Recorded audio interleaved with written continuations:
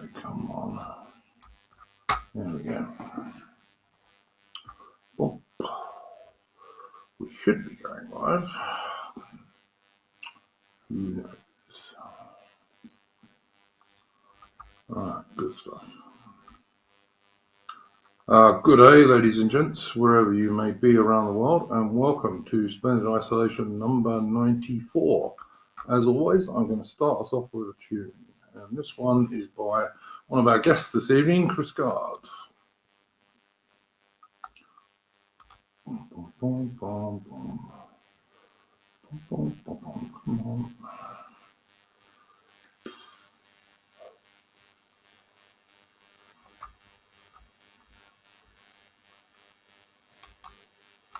Good.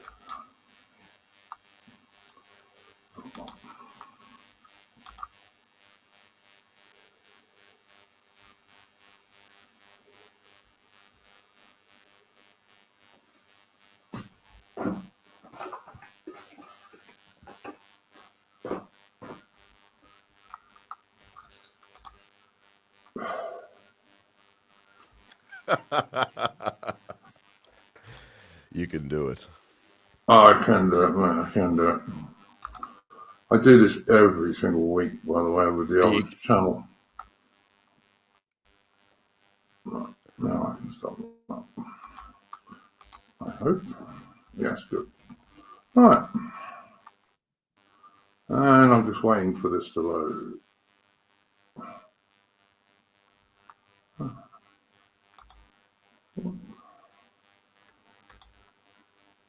Gotta love the NBN. Oh, man. This is what happens when the government takes charge of your internet. There you go. Gin and beer when you're quartered safe out here, and you're sent to penny fights and now they're shotted. But when it comes to slaughter, you will do your work on water and lick the bloomin' boots of him that's got it. I'm in just sunny clime where I used to spend me time a servant of Her Majesty the Queen. Of all them blackface crew, the finest man I ever knew was our regimental Misty Gungadin. It was din, din, din, you're limping over the schooling.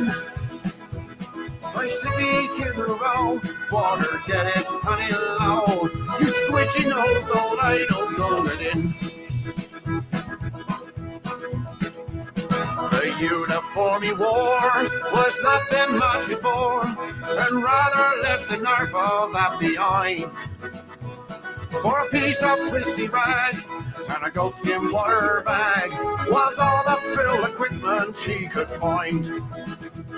When the sweating troop train lay in a siding through the day, where the heat would make your bloomin' eyebrows crawl, we shouted, howdy boy, till our throats were pricky dry.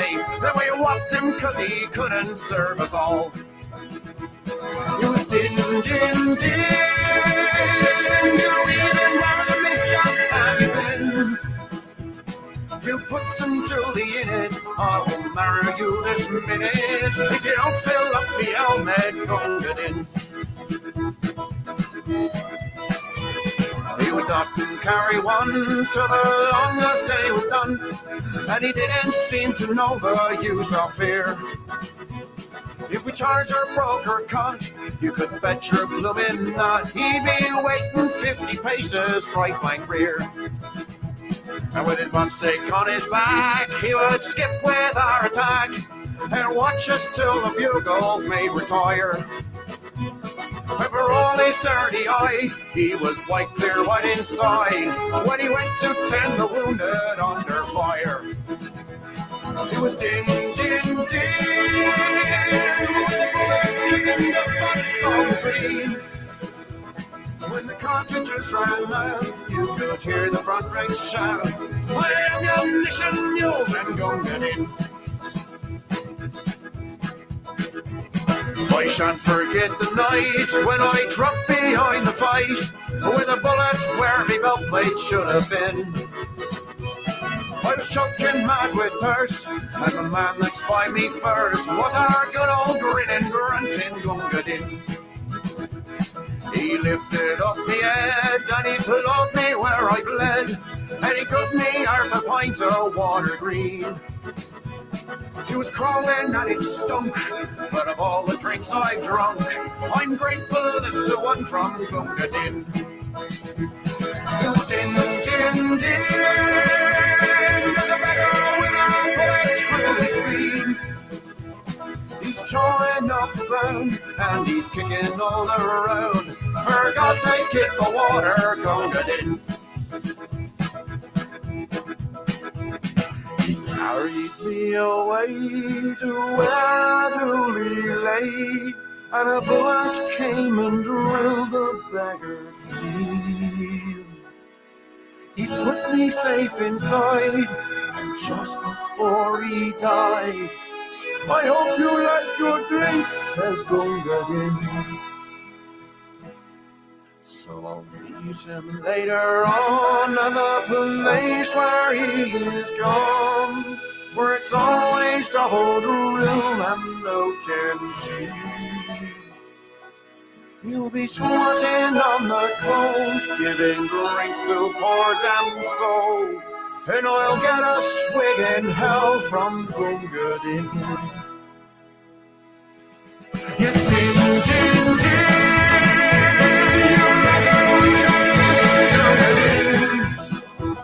I belted you and flayed you, boy, the living God that made you. You're a better man than I am, Gungadin.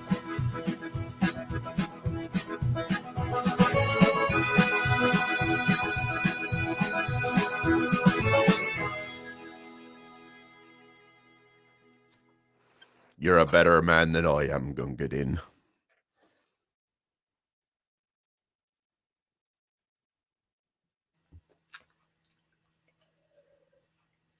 You there? You've been muted. No, I'm all right. Guys, apologies for some of the technical stuff-ups this evening. It's because my expensive laptop, I managed to fry it last Monday, and this is a cheaper one, which I've got until I can get a decent computer, which will be closer to Christmas. But hopefully this will cover it for now. Now, of course, that was Gungadin, and it was based on a Rudyard Kipling poem, and it's part of a series of Kipling poems set to music that Chris is doing. And on that note, how are you going, Chris Gard? Very good, thank you. I actually, when I was trying to practice singing for that song, whenever it came to the part where Gungadin dies, I always start tearing up and find it difficult to sing because it's such a sad story. Albeit, I understand that he's a fictional character, but I realised that there were a lot of characters back in that time under the colonial rule that were very loyal and suffered a great deal. So, yeah, true stories. Yeah, that was he was the regimental bisty, which is basically the guys who carried the water to the troops. They used to carry water skins that the troops could fill their water bottles from. So that's where he comes from.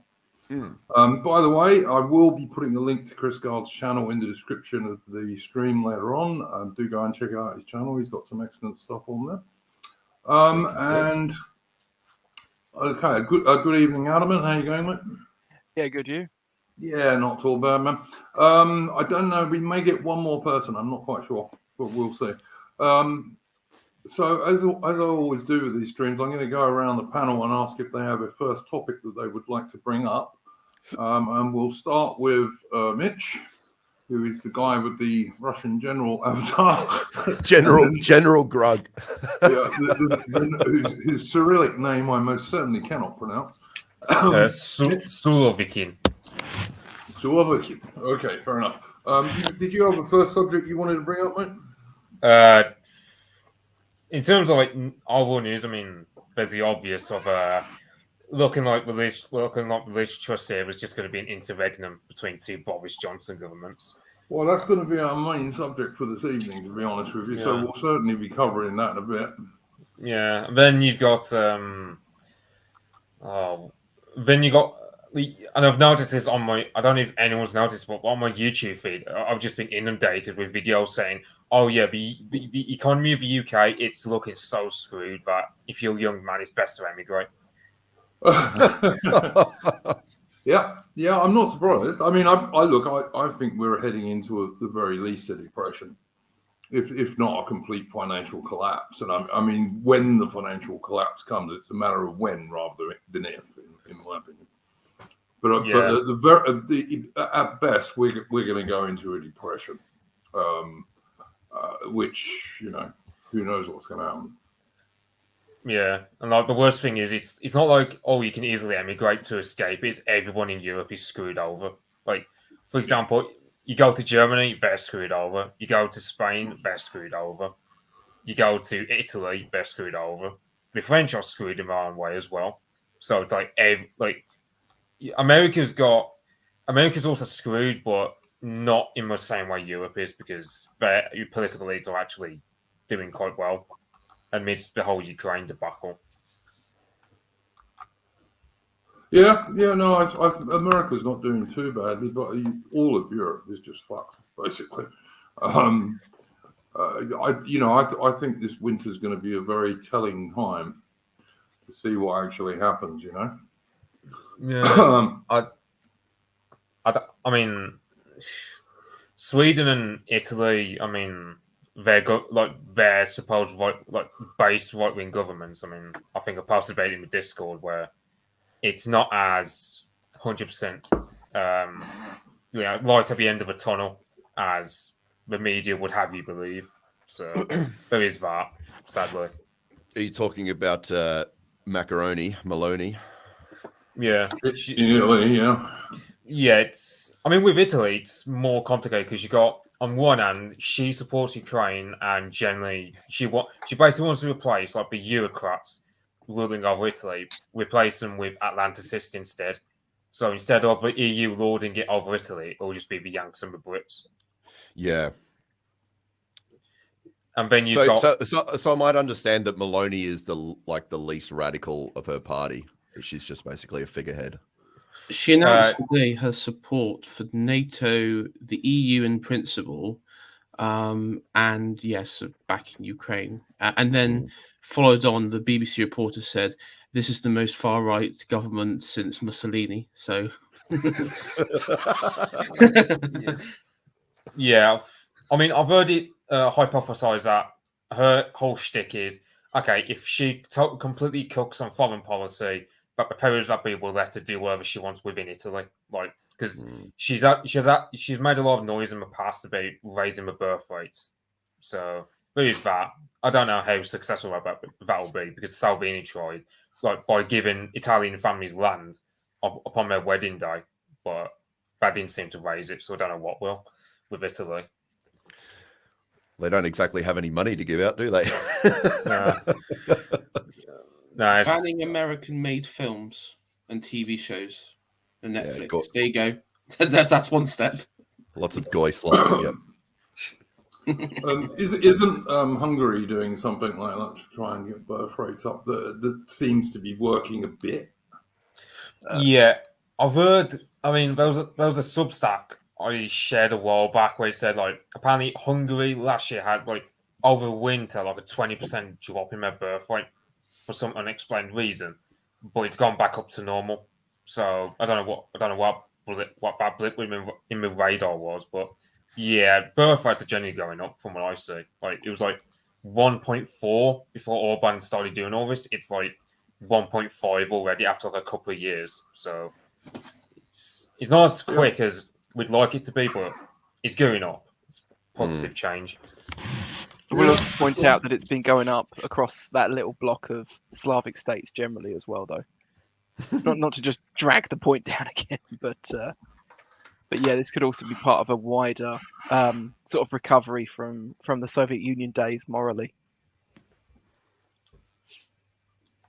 I don't think it's just in that part of the world. I think we're seeing it here as well. I've just anecdotally, I've noticed that people in my cohort are tending to have more and more kids. They're going back to having 3 and 4 kids on average. At least a lot of my friends are sort of heading that way. And I think that's pretty healthy if it's true. Yeah. Well, I think everyone's slowly unlearning that kind of feminist lie of the 60s of they're teaching girls hard not to have kids. I think they're just slowly unlearning that just through the passage of time. I've noticed that as well with the sort of, I guess you could say the generation that went from with teenagers a few years ago into the early 20s, and as we get further and further away from the 60s, that sort of values from that sort of time are becoming more and more obsolete or challenged, because we are seeing, not just with the feminists, but like equality and everything else, we're seeing all those values really come into fruition of what the ultimate aim of what happened in the 60s was all about. And I think the catalyst was COVID, the amount of babies that were conceived in lockdowns too. And that would have brought some sort of realization to a lot of women going, this lifestyle is actually a lot better, being at home and having kids. I mean, one of the things that I noticed, I very autistically saw it in the data first and then started to see it out and about and sort of taking notice to it. But you get a situation where people are either having sort of 2 to 3 plus kids, or they're having no kids at all. And there's quite a divergence between the two groups. Which obviously one of those groups is going to win out in the long run, so it's probably a good thing. It's also important to remember that the women that I remember growing up, when you had like these very public, like sort of journalists, actresses, and what have you, who said, "Well, I'm going to be single, focus on my career and everything." And if you think about it, if people of the sort of what's the generation between the boomers and the millennials? Gen X. There we go. That sort of generation. So the people who inherited the values of the 60s immediately after the fact, they're reaching the age where they are no longer able to have, the women that is, able to have children anyway. If you think about it, they're sort of coming into that point where it doesn't really matter because they can't have children anyway. And then you're hearing all like these stories of there's one famous journalist, I think her name's Katie Glass or something, for the I think it was either the Times or one of those sort of papers, and she effectively had like a sort of a Peter Pan syndrome. She just didn't grow up. She still behaved even into her early 40s as like this this girl that was this teenage girl clubbing. There's a huge swath of like childless 50-year-olds. I know very many of them, not just men, but women definitely. And they're just perpetual children. Oh, look at the Prime Minister of Finland. There's a prime example. Isn't Big Bum Penny Mordaunt childless as well? Would never surprise me. I know this Truss cockholded her husband. I don't know if she's childless or not. Unbelievable. But mind you, I blame the husband in that case, because like if a woman does that to you, you got to leave her. Yeah. Because she does it once, she'll do it again for sure. There's no second chances with that stuff, man. Not with a chick. But Chris, did you have a first subject that you wanted to bring up? Anything you like that's kind of relevant to what we talk about? I'd only had sort of a vague haze of ideas in my head of the past couple of days about just the general topic of not so much masculinity, but moving away from the abstract reality, the abstract sort of lifestyle, and moving back into a more physical world. Because I think about this every day, obviously, because I break my back every day at work. And I notice as I just listen to a lot of the thinkers that we encounter that they still all live in very abstract reality. And they haven't been tested. And I think you only get true wisdom once you've been physically properly tested, which I guess you can understand coming from your background as well, Duke. Oh, look, yeah, I think that there is a good deal of truth in that. I also think that a lot of young men they seem to be pretty lost to me, a lot of young men at the moment. They don't really know what they're supposed to be. And I think some of that is because they lack mentors. I mean, there's a lot of single mothers around, obviously. So there's, absent fathers. Yeah. And when they're at school and what have you, there's relatively few male teachers these days. And they just lack good male role models. And there's been, like, going back to the whole 60s point, there has been this long, decade-wide social engineering experiment to effectively produce an outcome where boys and girls have this sort of develop the same characteristics. And I do actually think that sort of the incel, the sort of male incel phenomenon that's relatively recent, is down to a problem where these young men have bought into the egalitarian nonsense that women, that girls and boys are the same in characteristics and outlook on life and everything. And so when they try and approach a woman or a girl, they end up falling on their face because they don't know how to interact, because biology is a pretty rude, there's a rude awakening for them. And so I think then that's why they become resentful, because they obviously think, well, how can this be? And I've seen that. I mean, I have one particular chap who follows me who is he self-described as an incel and everything. And I even see it with him, when you see him interacting with accounts online, and same with the feminists as well. And in some areas as well, they have like the same view, but from the fact that men behave differently than women, you say. So for me, that's quite an interesting one to look at, because there is this problem where, as time goes on, the reality on the ground is, men and women are different, and there has to be a sort of realization that we're not equal, and we are that men have a certain role in life and women have a certain role in life, and sometimes those two aren't compatible, but it doesn't mean they can work separate from each other. This is why I do streams with people like Red Hawk, because I was going to bring him up. Yeah, some people don't like PUAs and all this kind of stuff, but without a doubt, they have some pretty good advice to give to young men about how to chat to women, which many of them seem not to know these days, because they don't learn it off their father or their father's mates, or they just don't learn it. Yeah, and the fear of rejection is so strong. I think that's also because they, more so with single mother, single parent sort of boys, they never actually get to see the lighthearted banter and ribbing that can happen between a man and a wife. That trust each other, because they can rib each other and not worry about fucking exploding. So they never see that positive sort of outcome from having a laugh with a woman. So yeah, and then also like the fear of rejection from your mother for a person is probably the most devastating fear you can ever feel, and then they probably just transfer that into every woman they meet. They're terrified of rejection that they just don't even bother, just remain submissive.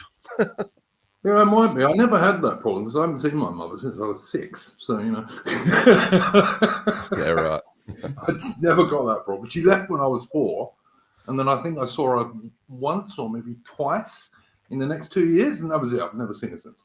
So There we go. But yeah, I think that's pretty true, to be honest with you, Chris. And that's obviously not true in every case, but that's, as a general rule, that's what I find in men that have just that were raised by their mother alone.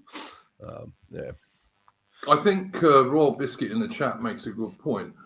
He thinks some of the problem was all the feminists trying to brand every single interaction as a sexual assault, and this utter bullshit where you're supposed to get permission for everything now, It's just human beings can't interact like that. It's just not possible.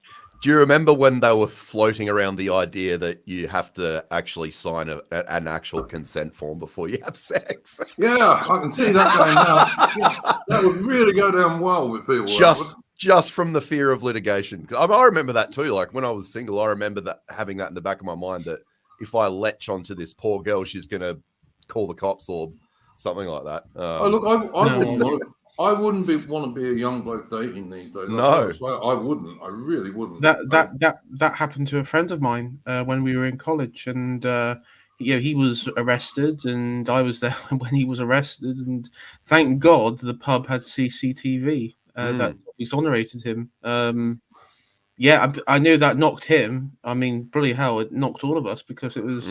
And it was only because he didn't want to go home with her because she was drunk. No, hell hath no fury like a woman scorned, for sure. So yeah, there's that. Yeah, I definitely think there is some truth in what Raw Biscuit says there. I've known guys who have actually used mobile phones to record consent stuff. So younger blokes. But it kind of breaks the flow. If you see what I mean? But yeah, I don't know. I as I say, I wouldn't want to be a young man dating these days. I really wouldn't. And you can imagine that. That the biological sort of blueprint for courting is still in women, where they want to be pursued and they want to be surprised and they like to be delighted by, general machismo and rule like boundary breaking and all that sort of stuff. Like that would still be built within them, and they must deep down be so frustrated with the state of things right now that everything's just definitely when they turn into actual women, like when they're teenagers, I don't know, they're all a little bit coy and retarded, but definitely as they become women, they must just like not understand what the hell's wrong with them and what's going on. Oh, I think that's true. And then you've got the rise of online dating. And like the facts on online dating are just appalling. Like 80% of chicks are chasing about 20% of blokes. I'd say that's even less than that. I'd say it's probably 10% of blokes. Yeah, could be. And they do lie to themselves. Like, the amount of times I hear like women in my workplace when they say, "Oh yeah, we're about like their partners or sort of like a man that they're trying to go after or something." That is, "Oh yeah, I want him to be kind, cuddly." Able to sit down, have hugs, and all that sort of stuff. But in reality, they don't want that. They usually go for the person who is either, I mean, there's one that's like army, because we live quite near a garrison, so you have like a lot of army guys. That's quite a popular one to go for, and you treat like firemen, doctors, lawyers, that stuff like that. So. Women like bad boys. They always have. What does the PUA call it? They call it alpha fucks and beta bucks, something like that. Pretty much. Yeah. It's pretty accurate. And also, women to respond well like a hierarchy of positions, like a sort of like a high. So you can be like I found like a cheat code, and it's sort of. It's quite nice for me because I'm not the most healthiest person around. If you have like a sort of high position in society, like a high status position, or not even a high one, but like a status in society which is different from the others, like in local government, that's in my case.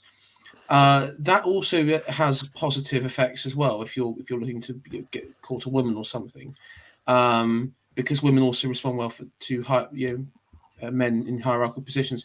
That's why you have like I always think, well, maybe that's how you have like the whole gold digger, like where you have like a 20-year-old going after a geriatric who's a millionaire.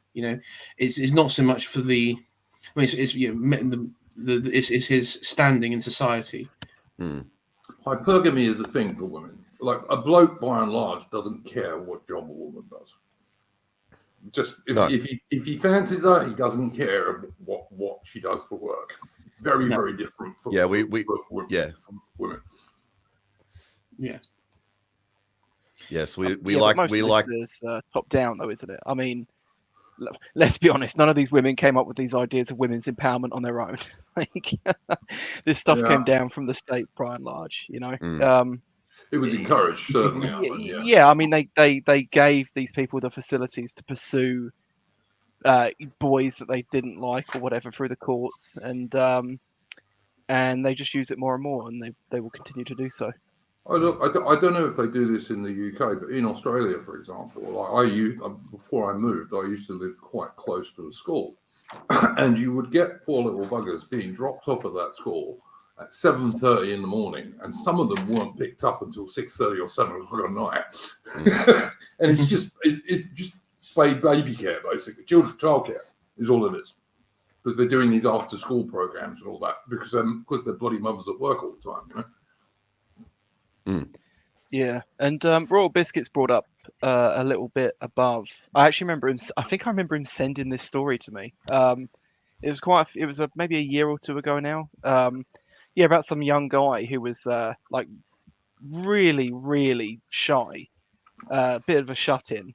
Read one of these sort of guides on the internet about like how to talk to women or something, and he went out and tried to talk to this woman, and he was sort of stuttering away, and I think he might have reached out and like touched her hand or something, but she actually got him done successfully through the courts with sexual assault. What a bitch. Jesus Christ. And I think I read another one quite a bit more recently about it was a mother writing about how her son had basically had a gang of girls at school basically make up sort of charges about him, and he'd been sort of treated like a criminal, and he couldn't go back. They'd had to move him to another school and move area and everything. Well, you're supposed to believe all women, of course, these days. You know? Yeah. For some unknown reason. I mean, I've never, in my experience, women are no more honest than blokes. In fact, I would say they're probably slightly less honest than blokes on the whole. But, Yeah, Chubbers, as I've mentioned on this channel before with you, women. I mean, I think personally, women lie 10 times more than they tell the truth. Well, they do, because they're socially far more adept, and part of their social strategy. One of the parts of their social strategy is deceit, and that is because it requires a lot of like good memory to pull off deceit for a sustained period of time, and obviously men lack that short-term and strategic memory, and women, like in the social room anyway, and women are much more adept at it. So they obviously lie more because it's in their interests, and they're able to do it better than we are. Well, I mean, what's the old saying? No woman's going to tell you her real age and this kind of stuff. No, and there's nothing wrong with that. Like, that's just a perfectly normal human behavior.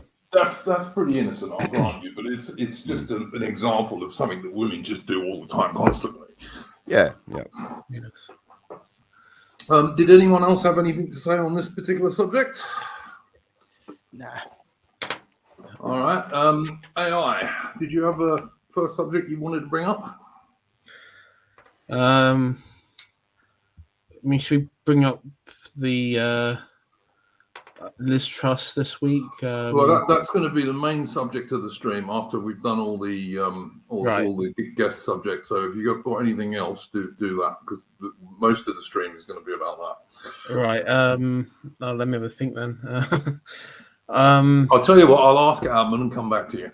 Yeah, that'd probably be a better idea, yes. All right, Adam, did you have a first subject you wanted to bring up, mate?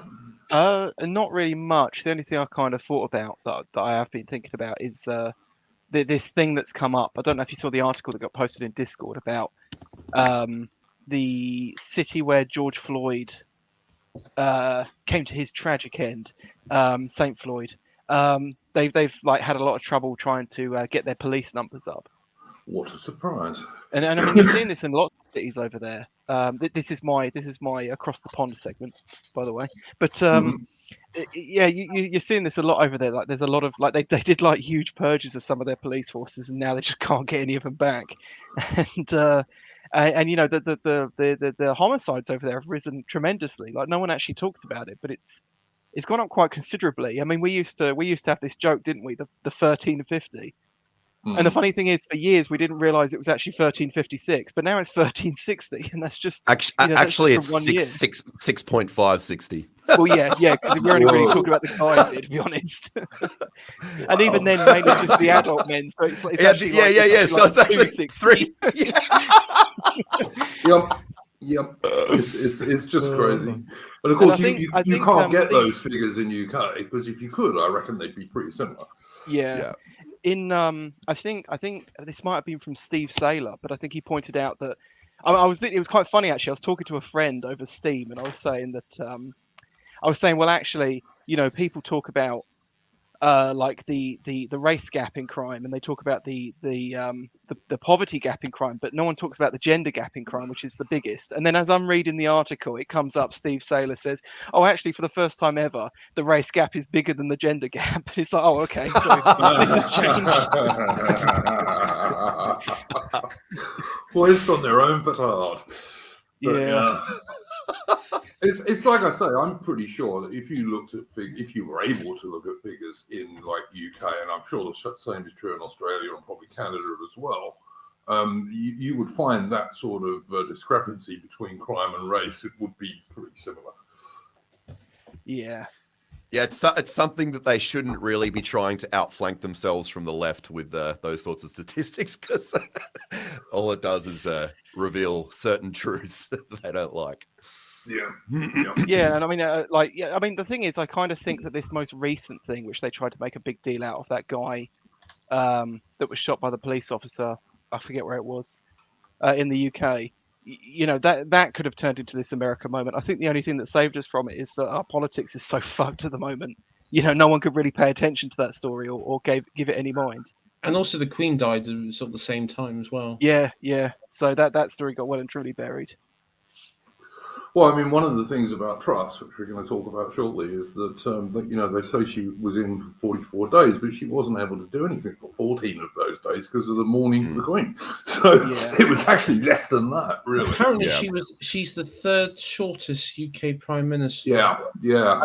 People were saying she was the shortest, but apparently there are two dudes who were actually shorter than her. I think the Earl of Bath was it 2 or 3 days, something ridiculous like that.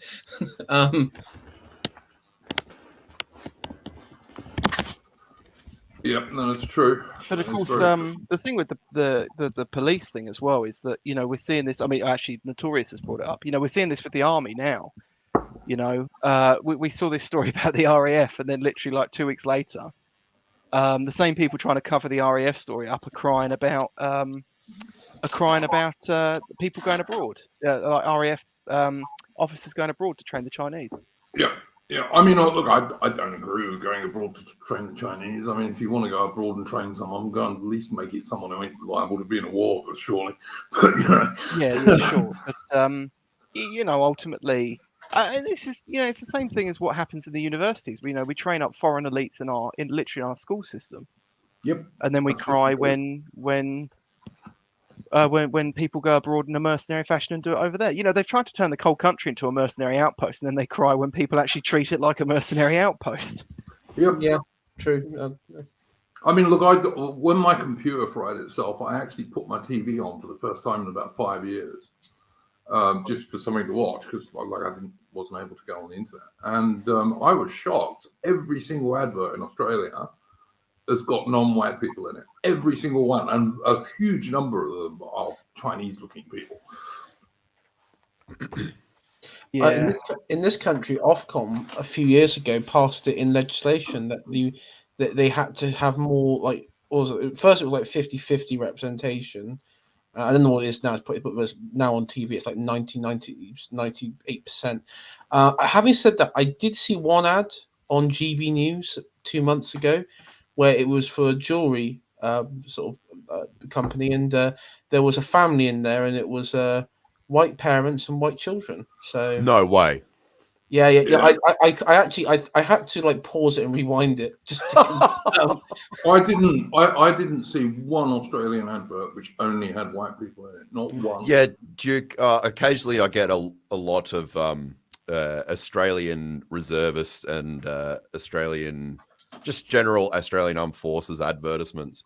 And I saw one a couple of weeks ago. It was literally 2 young white men standing together, and I was like, "This isn't real." And I commented on it saying, "I'm reporting this for racism." Yeah. It's just, but I mean, look, it's done deliberately. It's propaganda. Of course, it's subconscious propaganda. Apart from it is subconscious. But have you ever noticed when you do have the interracial couples? This is on the UK version. It's always like the black husband and the white Yes. wife. That's deliberate. Very Much more often, yes. Much more often, yes. Every single time. I actually think that's a really good shit test. You can kind of see which companies are sort of in the gang, as it were, and which ones are just outside of it. Because the ones that are in will always do black man, white woman. But then occasionally you'll see like the Boomer brand that hasn't quite got the memo. And they just think it's just diversity, and they'll have like a black woman with a white man, and you're like, oh, you need to get on with the with the program. That's much more rare. It absolutely is. The average dissident right user online. Yes. Yeah, there are brands all along. Yeah, indeed. I don't know, man. Look, because I hadn't watched TV for literally about 5 years. That was one night I watched TV, and like I didn't watch much of it because it was really shit. I mean, the TV shows in between the adverts were shit too. It was because I hadn't watched it for 5 years. It was quite shocking because 5 years ago, Australian ads weren't like that. Not all of them. I'm just thinking how so sinister it is. Like how you're talking about them not getting the memo that it can't be a black woman or a white man. Like think about how sinister that is. That like it's literally saying no, it's all about the white people getting cucked. You cannot cuck the other races. Yeah. It's like, I mean, don't forget the enemy these days, the overwhelming. I mean, all right, there is an anti-white bias, but really, it's an anti-straight white man bias. That's what it really is. And we all know who's doing it. Kanye West has said it. You know, shut it down. We know who the people who are doing it. Yeah. Yeah, but some of them are those people for absolutely sure. But I think there's also quite a lot of we've all seen like Christian traitors as well, or maybe not Christian, but you know what I mean. Yeah, I mean, we've all seen.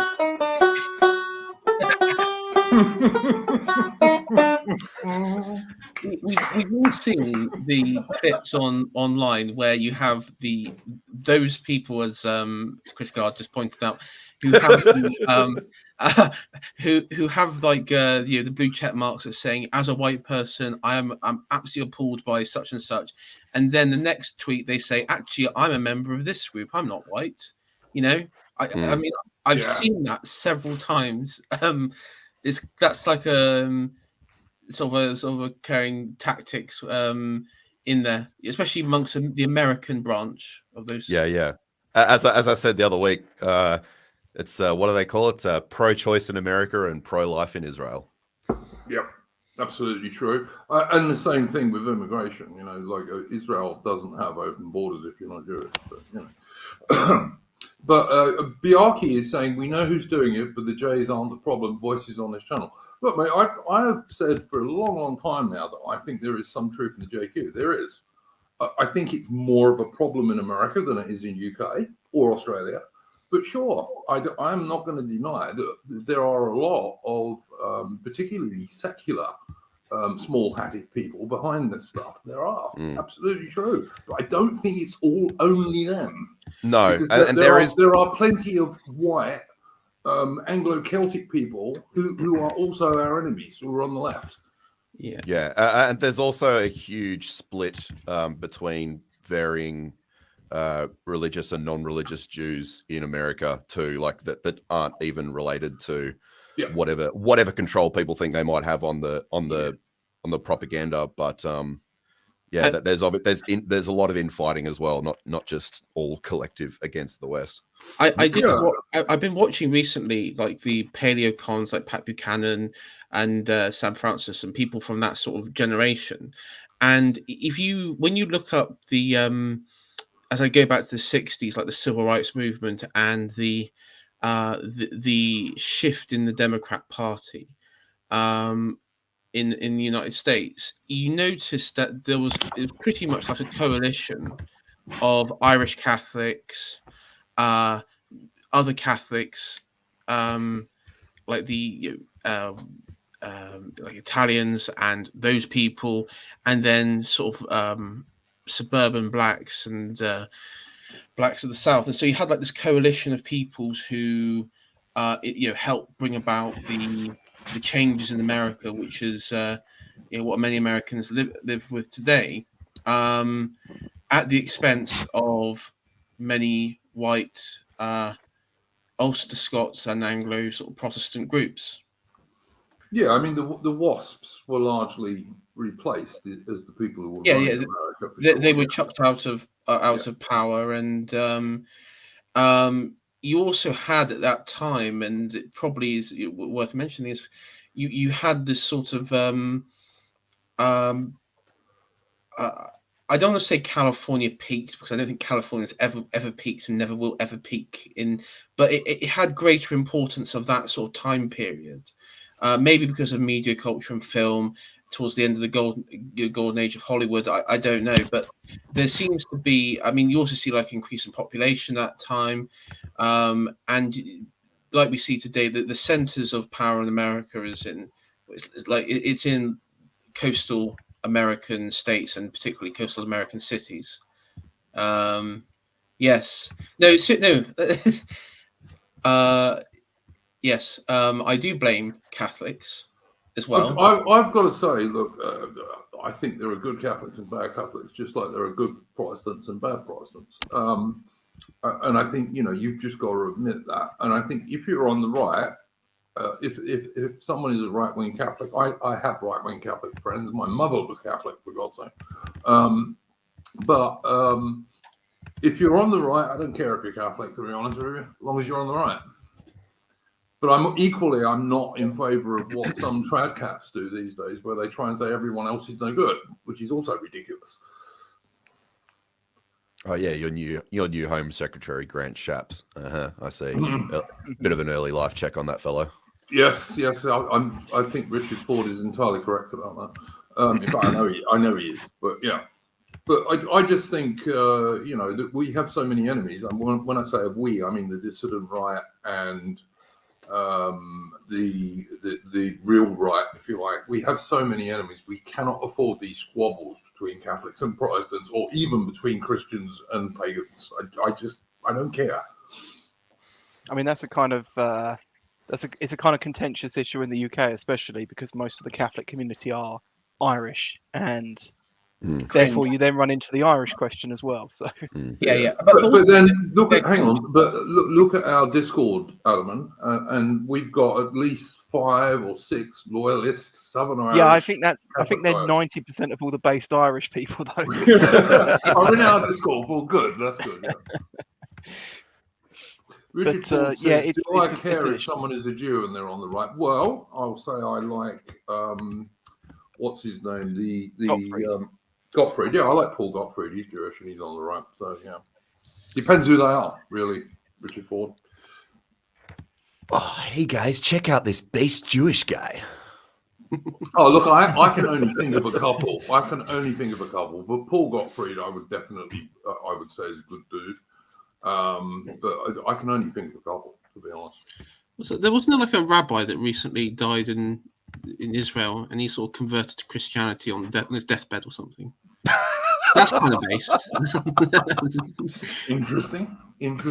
Based had you thought of your subject yet, AI? Yes, I was going to talk populism, but I wasn't going to delve too much. I was going to talk like in sort of the abstract, populism, because there has been sort of a question that's sort of come up in the distant right recently about is populism, is it a positive, is it a negative, is it a waste of time, and should it and if it is around how should we view it? That's the sort of that's what something I've been sort of thinking about, and recently with everything that's gone on in the last few weeks, but also like with Bannon, who has been charged and given a sentence in America. Oh yeah, he's got 4 months in jail, hasn't he? Yeah, something like that. Yeah. And the sole purpose is that, of course, we know that Academic Agent put out his book on the populist delusion, and the idea was to, from my understanding from the book, was to dispel any belief in the sort of myth of mass protests, stuff that came out of the 60s. Mass protests can change government minds and all that sort of stuff. In sort of how populism is viewed. Now, the thing though is, there is one thing to be said with populism is you can have a populist figure, whether they like to think themselves as a populist figure or not, but they can actually embody a movement or an idea that comes from a movement, and kind of like and this probably will get people disagree, but someone like Boris, now whether he is a globalist, he is sellout and all that other things, and if he is to return, which I don't think he will, but even if he does, it's not going to change much. But the point is, he is, whether he likes it or not, and whether we like it or not, he is actually an embodiment of a populist figure. Yeah. In the sense is that he had a different vision, whether it was his vision or Cummings' vision, or I don't know, on the referendum and what leaving the EU would entail and how it would operate and change. And the problem that we have at the moment, and we'll probably get into this, but the reason why we're seeing changes and actually like the establishment really hitting over the last few years, and I think they'll go for round 2 soon, of crushing populist movements or containing them to the point where they become inefficient, is because they understand that populist movements can actually lead into something where you actually do have an organized counter elite that can be born from those ideas. And the reason they have to crush Boris is not because of Boris himself, because he doesn't pose any real threat in all honesty, but if he's allowed to exist in the hearts and minds of people as a populist, then he could inadvertently it could allow a real man of action, I guess you could say, to for someone with that characteristic and skill to come through in adjacent movements. And that's why Boris, because I was thinking to myself, why was Boris actually kicked out? Because he did everything they wanted.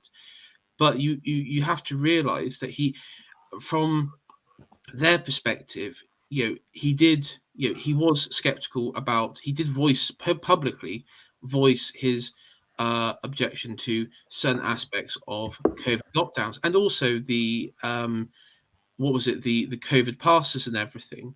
So Britain stopped the lockdowns quicker than most other countries. That's true, they did. And so there were certain things that occurred where he wasn't in lockstep with, like Trudeau, the American government, and the World Health Organization, all these international groups and individuals. And so when you look at it on the round, that probably explains why he had to go. But also explains that, because of that sort of, I don't know if it's like a defiant nature or that, but for whatever reason, and why we're in this position now, is Labour in the script that's been set for us. Labour is going to have to win, and by doing that, you have Rishi Sunak as the Conservative leader going into the next general election. And then when that's the case, populism is crushed because it cannot allow it to rear its head again. If Boris Alexander Johnson embodies that sort of populist icon, obviously not a strong populist, but you can see the inherent flaws in it with his behavior throughout his time in office, like where he's just being battered around by his obsession with what people think of him, and that's why he never stuck to anything, because ultimately he had too many people talking in his ear and pressuring him, and he's just such a piece of wet cake. Especially his wife, I would say. Yeah, exactly. I mean, a populist to every single person he encounters, so that's a problem. And so exactly the same thing with Donald Trump, someone who's obsessed with what people think about him, and the amount of times that he reneged or just, refused to act because he didn't want to upset the wrong people here and there, and was just giving lip service. So populism as an idea People like to think that it's going to be some sort of strong hero who's going to come in and crush everyone. It's like, no, a populist is too worried about what people think about him, and he'll eventually just collapse. Some of them are, although I would say that there is another thing where Johnson had something in common with Trump. I think Trump's original error was getting rid of Bannon, and of course Boris, because of his wife mainly, apparently got rid of what's his name? You just mentioned him, may I? Cummings. Yeah. Cummings, yeah. And I think in both cases, it was those guys that were the people that were keeping stuff on track. And as soon as they went, everything went off track. Yeah, true. But because this is the thing. One comparison I would give, and this is from my sort of. I was talking to, have you guys seen Radlib's Christian Vanguardism stream that he did? Not stream, sorry, a speech, and he did one. I think. Yes, with, the one he did at the event in the UK. Yes, at the event, yeah. And he did it on. I don't know if it was Luke's channel, but he did it. He did another sort of stream as well. No, he did it with the Lotus Eaters chap.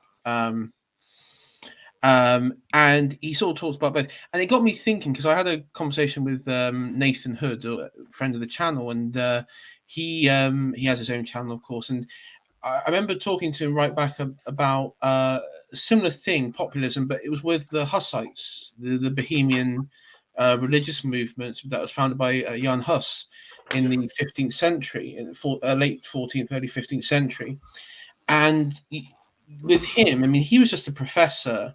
I mean, he came from very, I guess you could say he was from what we understand of him, he was the son of a goose farmer, apparently, but because he had, I guess you say, sort of academically minded skills, he was the local lord put him forward for education, and he went to seminary school and went and wanted to go into sort of the church and everything, and studied at the University of Prague. And while he's there, he worked up and he started developing Christian theories that the sort of early sort of heretics would sort of delve into. But his sort of messaging, he was a very popular speaker, but also he was amazing when it came to writing down sort of quick remarks that would be when riders would go out around the countryside, they could read to local people. And while he didn't really have much of a network, he wasn't like building anything. The point was, it didn't really matter because he ended up, in good faith, going to meet the Holy Roman Emperor, who then imprisoned him and I think burnt him at the stake and everything. But it didn't really matter that he was gone, because in many ways he was martyred. And the various Hussite-inspired, like the Hussite movements that came after that, which then changed to being actually like a military sort of endeavor, fighting to keep their, keep sort of mainly German nobility and German, sort of the German Roman Catholic Church wing out of influence out of the region, became the sort of next endeavor. So, as I say, it doesn't really matter what whether you think or whether the populist figure is good, is rubbish, is a sellout, or just incompetent. It's about what they can, even when they're gone, it's what they can inspire and produce. Yeah, well, we're going to get on to our main topic just now, unless anyone else has got anything to say on that. And like one of the people I want to talk about is Farage, who's obviously a populist, and I think Adamant's using his avatar this evening for Farage. Yeah. So yeah, has anyone else got anything to say on that before we move on to our next our main topic for the evening, which is basically the political crisis in the UK and what would be the best outcome for us on the dissident right? I'm not saying what will happen, but what would be the best outcome for us is what I would like to discuss. I mean, the only thing I've got to say on this is that, like, I mean, the Jan Hus and the Hussites is quite an interesting little slice of history because, like, as you said, he wasn't exactly explicitly networking, and yet because of the people that networked sort of in his wake, the Hussites carried on for quite a while, like They afterwards. fought from wagon circles. That is something I know because I was in military history. That's right. And their network. I mean, they didn't have. I mean, the Czech nobility still remained largely Catholic, but it was mainly like the lesser nobility. So you're looking at your lords and your barons, sort of that. But even higher up the food chain, you still had those who were explicitly Catholic, but they did would write. There was a few of them that I can think of, like write letters that would say because there was choosing of the sides, and they were like, well, in principle, I support the Hussites, but I don't want any violence. You sort of like people sitting on the fences on issues like that. But it's quite interesting. Yeah, no, it's an interesting period in history, and of course, the wagon circles enabled them to stand against enemy knights and armored horsemen and so on, because they're not much good against a wagon circle. So, but yeah. I'm gonna have to track down that stream they did with the Lotus Eaters because I haven't seen that one. But his talk at the event was good, and anyone that hasn't listened to it should go and check it out. It is on YouTube. Sorry, Duke, were you at Witten?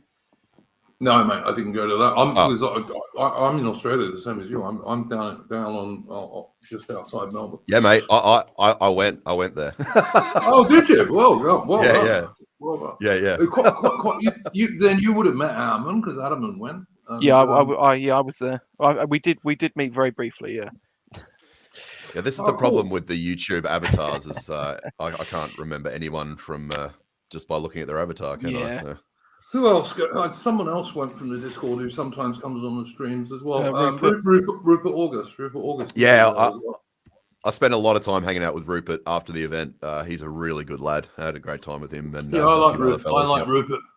I like Rupert. He's a nice chap. I did actually invite him on the stream, but he's probably busy. But anyway, so yeah, all right. No, sorry. No, you're right. No, carry on. Anybody else got something else they want to add before we move on to the main topic? No, nothing from me. All right, guys. Main topic. It looks like, first of all, just for people in the chat who might not be British or even following it, it looks like if the Tory membership has their way, Alexander Boris Johnson will come back as Prime Minister. Although I am hearing from people who are more closely associated with the so-called Conservative Party than I am, that they want to parachute in Sunak and not give it to the members at all. I think if that happens, then what a lot of people on the dissident right seem to want, which is a complete wipeout of the Conservatives at the next general election, will absolutely happen. Because I reckon Johnson, and I don't like Johnson, I'm not a fan. I always called him the Prime Minister of the Ukraine, people may recall. Johnson is the only bloke who has a slight outside chance of not losing the next election because he's such a good campaigner. I don't think he's a particularly good politician, but he's a very good campaigner. And if the Conservatives bring in Sunak, as a lot of people associated with the Conservative Party tell me is what they really want, they'll get completely wiped out the next election. Well, it's actually it's too close, isn't it, for them to not give the vote to the members? They haven't really had long enough to formalise an alternative. Well, I'm the same as you are. I mean, I'm actually on John Cavalier's Discord. And John Cavalier's Discord has quite a few Conservative Party members and even one or two MPs, etc. on it. And they are saying that what they really want to do is parachute in Sunak. Yeah, the one of the things. So yesterday, the 1922 committee, it was either yesterday or the day before. I think it might have been yesterday. They did announce that the party members would get a vote, but it's all going to be online. It's all going to be digital now. Anybody who has any remember like the old days where 4chan used to help fortify various polls online. Yeah. But for marketing, like various companies and everything do like marketing stuff. It's so easily to manipulate online voting. And remember, this has been designed by the Conservative Party, who are, let's be honest, they're not tech savvy. I would be if Sunak beats Johnson in a members' vote, I will be deeply suspicious of that result. I have to say. Oh, yeah, that'd be 100% fortified. Definitely. Do we actually care if 1 million visas a year Johnson comes back or not? No. Don't get me wrong, Am. And what I'm saying is, from the point of view of the Conservative Party and all those Conservative MPs who are worried about their jobs, they should all be supporting Johnson because he's the only guy who has a very, very slim and outside chance of not losing. And even if he does lose, he will lose less badly than Sunak will. Yeah, and also there is the other the sort of question Adam just raises. If Boris is they actually cheat to get Boris to make sure that he isn't either on the final ballot or he loses. That might push enough Conservative Party members to quit. It might encourage them to go somewhere else or do something else. In many ways, on the sort of populist stuff I just mentioned earlier, if Boris could be martyred, not like burned at the stake or anything, calm down, but I understand what you're saying. You understand what I mean? Yeah, it could be martyred in a way where, he becomes the populist, sole figure of the nation on Brexit and all that sort of stuff, and then he is silenced by the wicked elites. That's something narrative like that can form. That also could be very useful.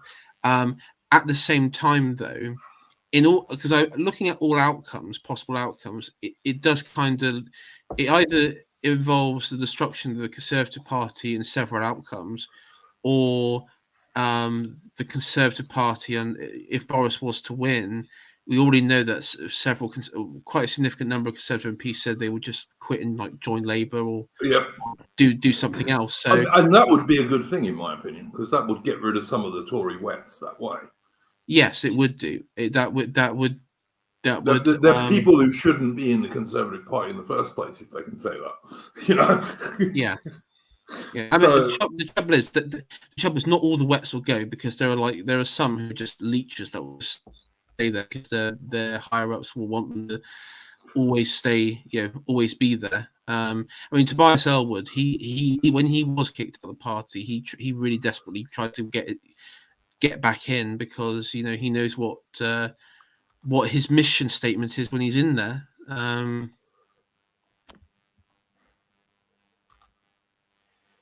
I don't disagree with any of that, mate.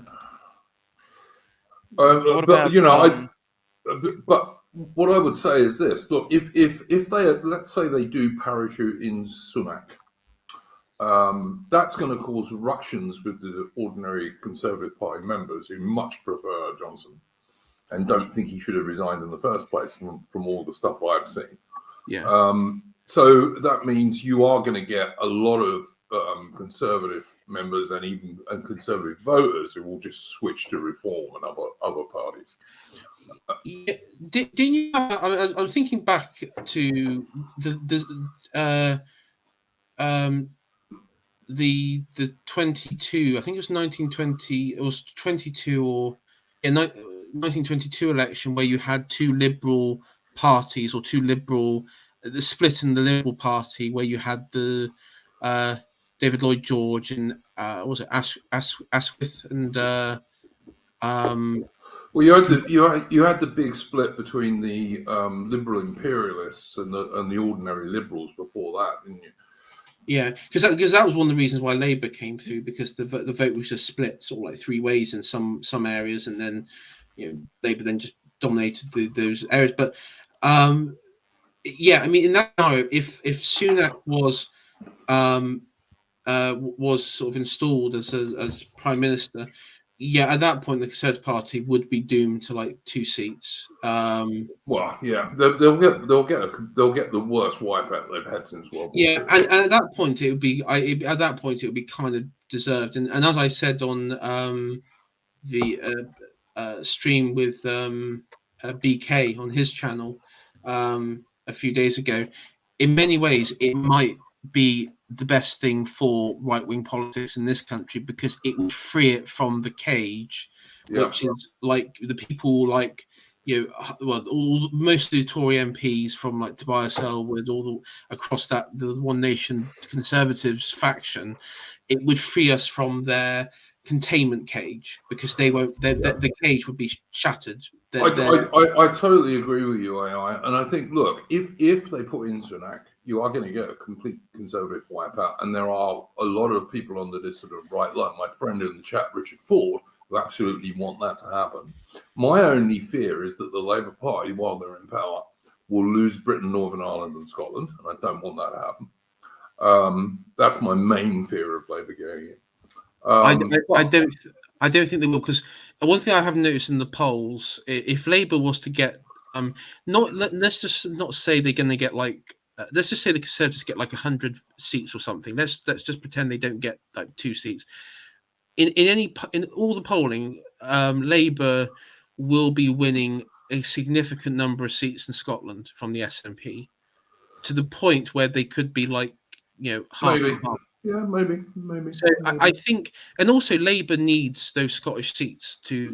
But I don't trust Labour at all on Northern Ireland. I mean, I don't trust the so-called Conservatives on Northern Ireland, really. But no, I mean, with Northern Ireland, I mean, my message has always been the DUP and the Ulster Unionists and all those groups. They have to. I mean, they kind of have to look out for their own self-interest at this point, because the UK government sure as hell won't. Yeah, and they haven't. Ever since Brexit.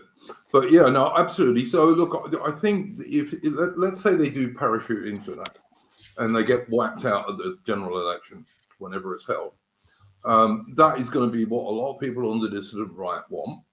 Yes. I'm not particularly among them, but I understand why some people do want that. But what I think that would also do is it would cause the parachuting in of Sunak might cause the 1 or 2 defections which Nigel Farage has called for from real Conservatives. And if 1 or 2 Conservative MPs say that they support reform, Nigel Farage has basically promised he will come back to British politics, and I reckon that could shake things up. Now, that's one of the things I did want to discuss this evening, and what you guys think about that. Well, actually, just quickly before we do go into that proper, one of my friends kind of has this theory that that Boris was supposed to be a fall guy for Brexit. Like, they effectively just let him take the reins because they just thought this whole thing was going to blow up anyway. Well, I've certainly heard quite high up people in the Conservative Party turning around and saying that's the real reason why this is this has been going on. That's why Boris was forced to resign. That's why they elected Dimwit Truss. That's why they chucked out Dimwit Truss. Well, I mean, they wanted Sunak, though, didn't they? I mean, yeah, that's who they wanted. Always, yeah. They always wanted the Indian banker globalist, yes. Yeah. Mm. And the thing is, the membership, there's no real scenario that the membership would ever vote for him, because I think, given the age of the average Tory party member, and I don't want to sound like a leftist when I say this, but I mean, they are kind of they are kind of racist. So there is no scenario that they would ever vote for an Indian. They're based. Yep, I agree with that. They're based. Yeah, because he is a foreigner, and also you can actually question his allegiance, because remember, before the first, he's got a green card for America, hasn't he? Yeah, he tried to get. He was going to move to America, so you can perfectly legitimately question his allegiance, because it's quite clearly, I mean, his allegiance to Britain, India, America changes by the minute, probably. So yep, of course it does. Richard Ford, can I just say to Richard Ford in the chat, my friend Richard Ford, I am sorry, but this is a pathetic commentary and Tory apologetics. Mate, you are able to come on the stream anytime you want, if you think that's the case. All right. I mean, I was kind of being sarcastic, but it does kind of I do find it kind of funny that the same political class that constantly scream about how everyone in the country's racist kind of underestimated just how racist some of the people were. Yeah. I mean, look, I've got friends in Britain, but they're mostly ex-military, and what they tell me is there's no great enthusiasm for Labour and Starmer in the country. But bear in mind they're ex-military, and the only thing that's worse than the Conservatives or the military is the Labour Party. So it's but yeah, I think there is a good deal of truth in that. But what I really want to talk about this evening is what is the best outcome for us on the dissident stroke real right. Probably Rishi Sunak.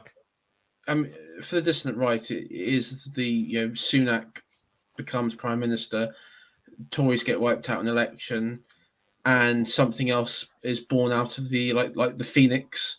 Something is born out of the ashes. You see, I'm thinking of this scenario where, say, 2 or maybe even 3 Conservative MPs defected to Reform, and Nigel Farage comes back to British politics, as he has said he will do if that happens, and maybe 1 or 2 more Reform dudes and Farage himself get elected to Parliament.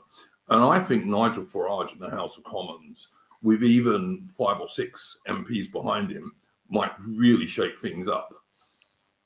Well, obviously I love Farage, but he does often kind of throw in the towel a bit early. Like you were saying earlier about like the problem with populists, you and Chris were saying that the problem with populists is that they do kind of yearn for that popularity. Trump wanted to be loved. That was his weakness, or part of his weaknesses. Same for Boris in a way. Farage does also have that a bit. It's not as bad as the other two, which I think gives them an edge. They all do. This is the curse of the democratic process. And what you're saying earlier, AI, about it crumbling and then from the ashes rises the phoenix. At the end of the day, it's still every new upcoming politician is still operating under that same schematic of being a democratically elected leader. So that by default, their modus operandi is to be like pandering, sniveling snakes. And it's exactly the same problem with whenever a corporation increases in size, where they need to offset their, they need to outsource different departments in order to quote unquote gain efficiency. But all that happens is it gets subject to managerialism. And it's the exact same problem with the democratically elected leaders that we're all hoping for. Is by default, they are all sniveling, groveling, pandering fucking snakes.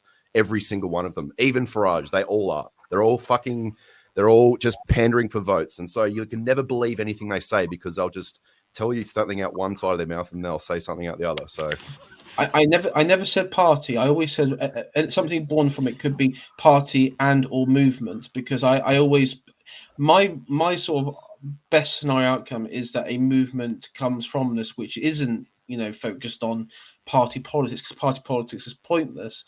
But the only way that the vision that I sort of set that I would like to see could only happen is with the Tory party destroyed.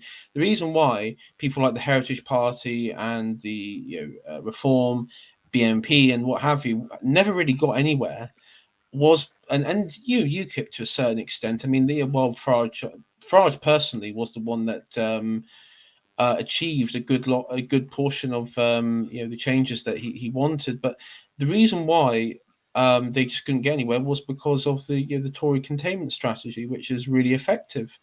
But if you don't have a Tory party that's there, I mean, just think about it. It's like blowing up the Death Star. That Death Star floating around the galaxy, threatening each sector. Well, if it's not there anymore, then it's not there. It's free. You're free to do anything. And that's why, for me, it's. I mean, in Europe, for example, we look at the various parties in Europe. A few years ago, a good portion of those conservative parties in Europe, in that 2016, 2017 period, just collapsed. The socialist parties remain the same, but those conservative parties collapsed, and you had the more nationalist, whether it was like a civic nationalists or ethnic nationalists, when you like the Hungarians and what have you. But those sort of nationalist parties did have come to the forefront, and they haven't really withered away.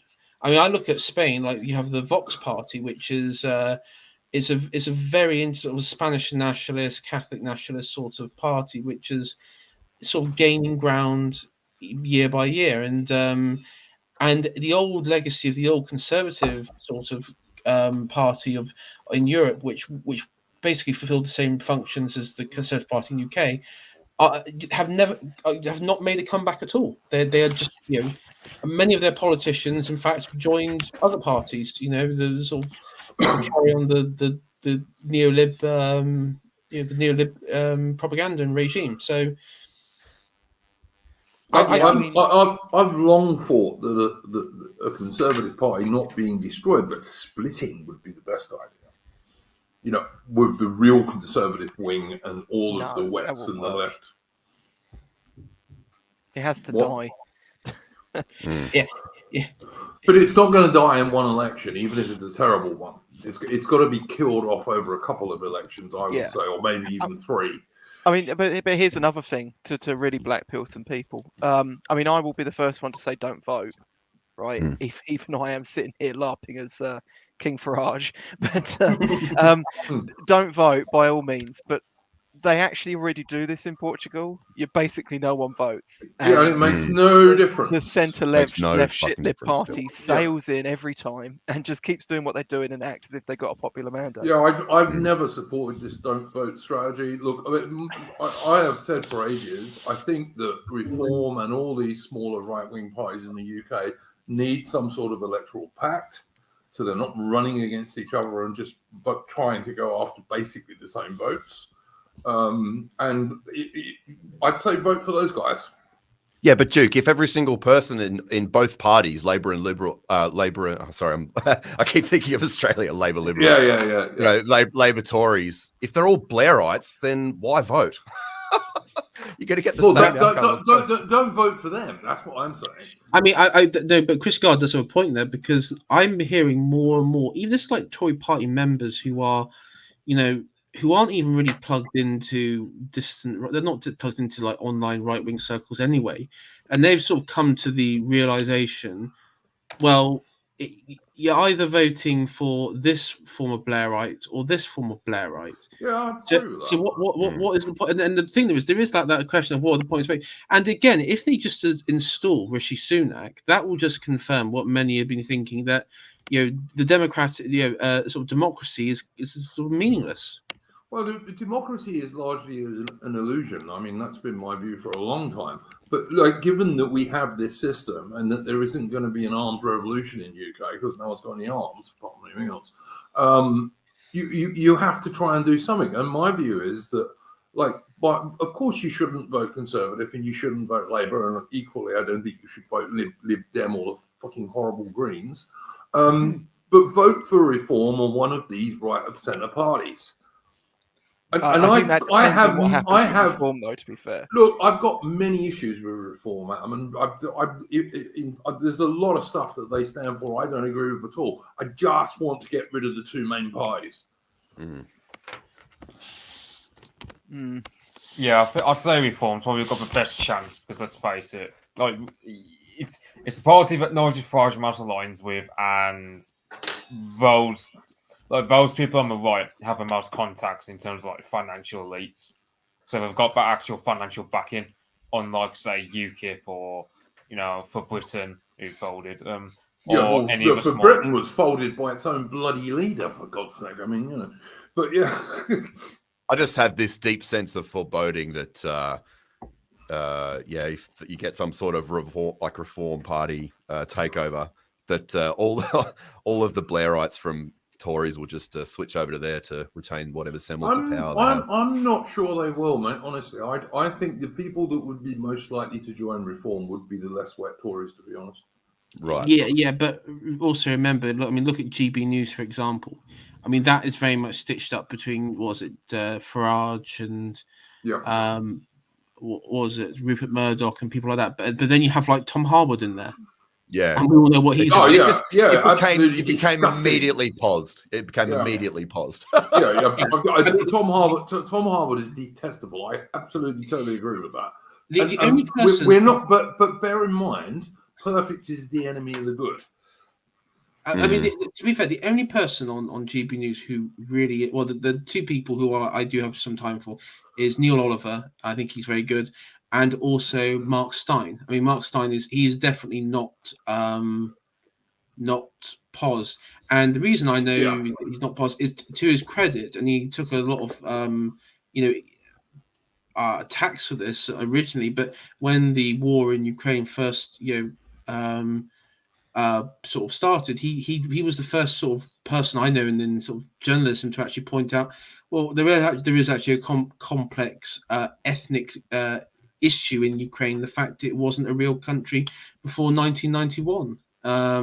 Yes. And that he did point out, the fact that a good part of Western Ukraine, which he went to, was, they view most people there view themselves as either ethnic Hungarians or Poles or even Romanians in some area. And a lot of Eastern Ukraine view themselves as Russians. Yes. Yeah. And also Southern Ukraine as well. Yeah. So I do have some. Sorry, go ahead. I was just going to say Rupert would be a great guest to voice on this on. He knows a lot. Yeah, look, Rupert's been on this stream quite a lot of times, and I did invite him this evening, but I think he doesn't always get home from work in time to join it. So, but Rupert will certainly be back on at some stage. I'm quite fine with Rupert coming on here. Sorry for cutting you off. AI, continue. Oh no! I think I can't remember now. I think I was going to. I was going to say that's why I think Mark Stein is very interesting, because he usually has quite good takes, and he's been sticking with. He on his show he regularly talks about the COOF damages, the COOF stick damages, and also the grooming gangs as well. He's really gone.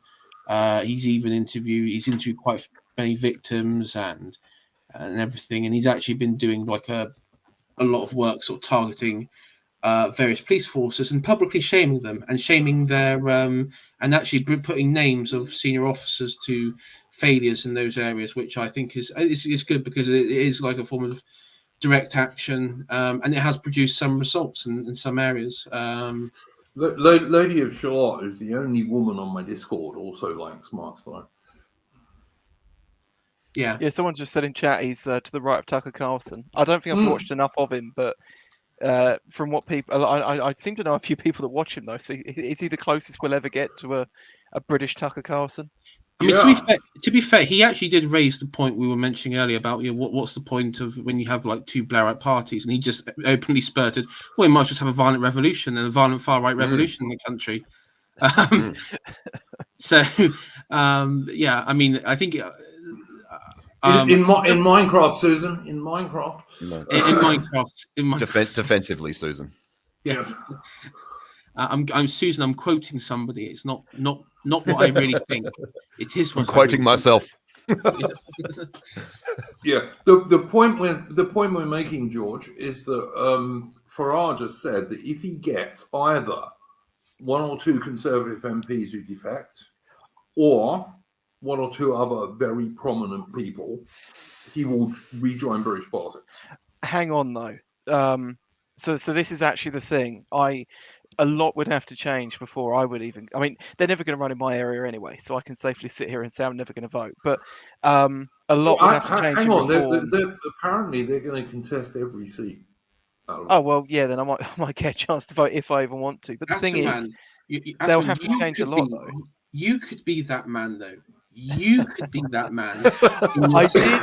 I did say you when could run. It was, you could run when it was the Brexit Party. I did email them and say I could run as an MP or a councillor. I said, hell, I can canvass. I can make teas in the office. I don't care what it is. I want to help out, but they never go back to me. So.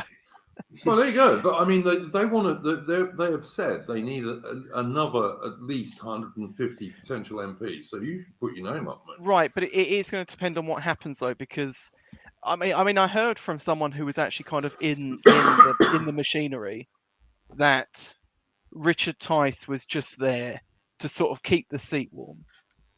But I don't know if that's true. If it's true, then maybe something can happen. It's not going to be something amazing or something that's going to save the West. Did you watch the Farage interview on GB News?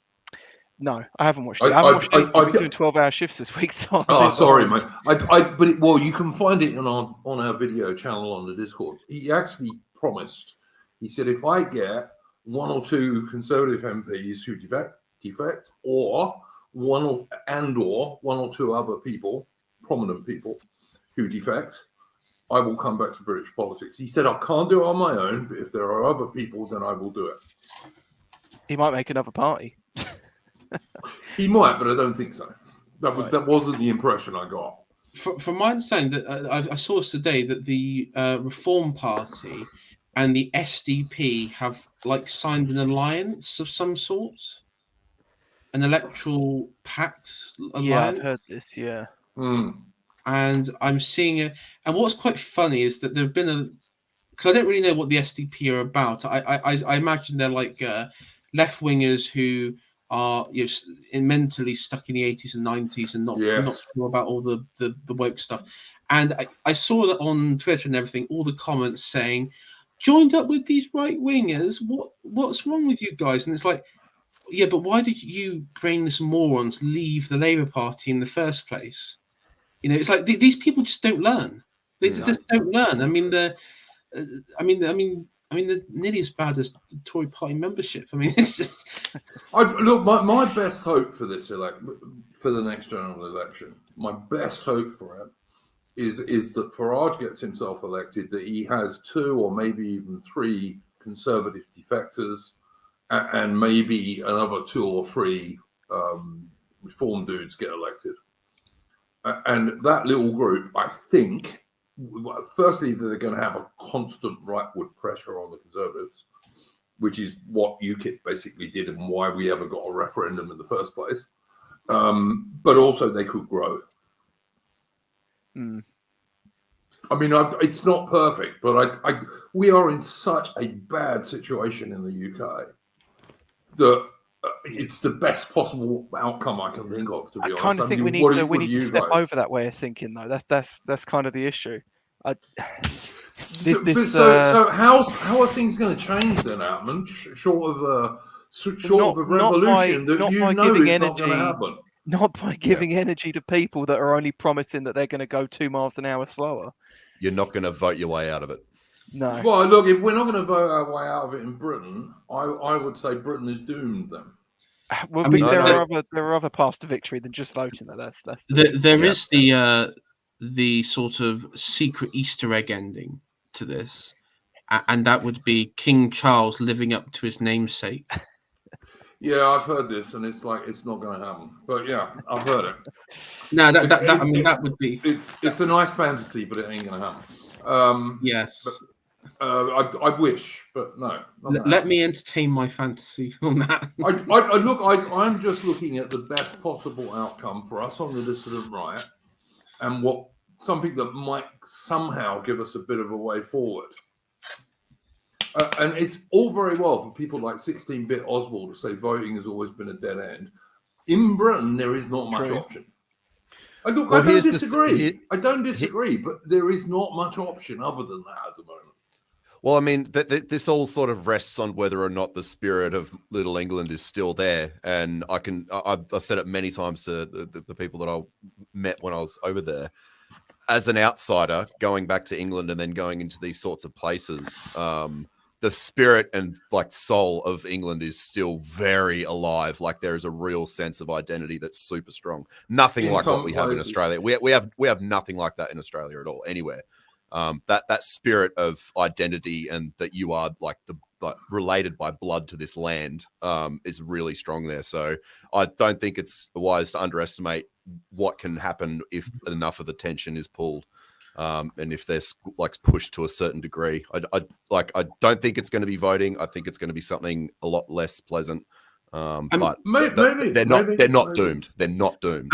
I mean, the most white pilling experience that I've sort of had in the UK recently, and I mentioned this with to you before, Iron Duke, was with Her Majesty the Queen's death and the sort of ancient procedures and rituals that followed during that week of mourning really awoke. I think it did awaken something, even though it was small, limited, and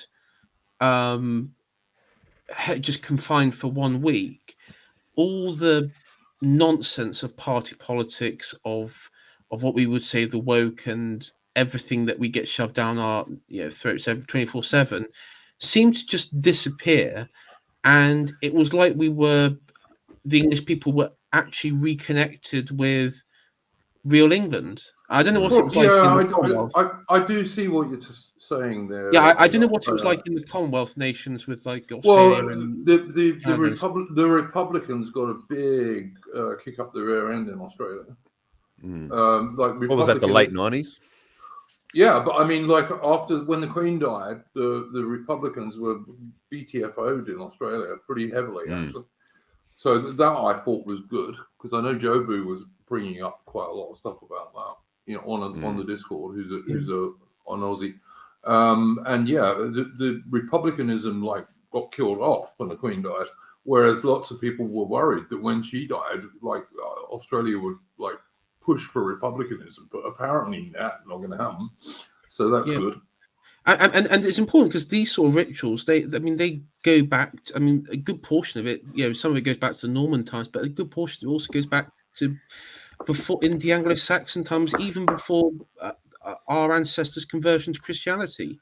Sure. And yet, yes, I thought when the Queen died that there would be a big push by Republicans, and Charles would not stand a chance, and it would be like one big another political crisis to add to the mix. But it wasn't, and I think it's because the rituals that were in place because there was this real sadness. I was, when it happened, I was sad. I was deeply saddened by what happened. So was I. And a lot of people were, and I didn't think I would be, to be honest. I prepared for it. I knew that, because I knew she was unwell, and I knew that it was going to be happening sort of matter of time. When I heard she was unwell and the doctors were sort of dealing with her at the time, Balmoral. But I think what we experienced was the rituals that were put in and the procedures put in place is like an ancient custom, which is to prepare for those sorts of issues where, okay, a long-standing monarch has died. Well, what do we do now? Well, this is what the rituals in the ancient sort of style of practice and procedure has that says what we have to do. And it's kind of, because I think one of the problems we have in sort of the modern world is that we've sort of turned our back on the the past and the people of the past. For sure.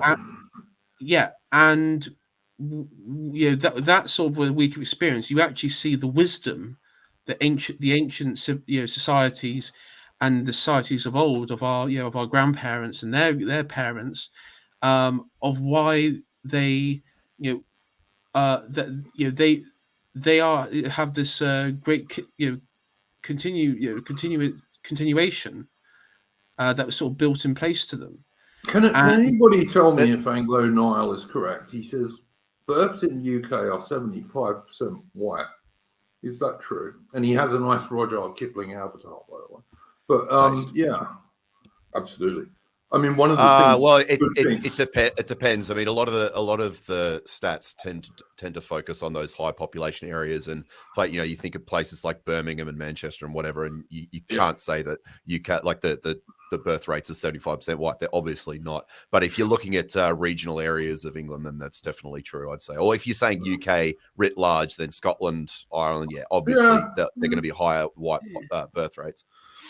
Yeah, maybe so. The trouble is when you're importing like 1 million people from Africa and Asia. Exactly. And at the end of the day, the only places that actually matter politically are the high dense population areas, which, as we all know, are not white majority.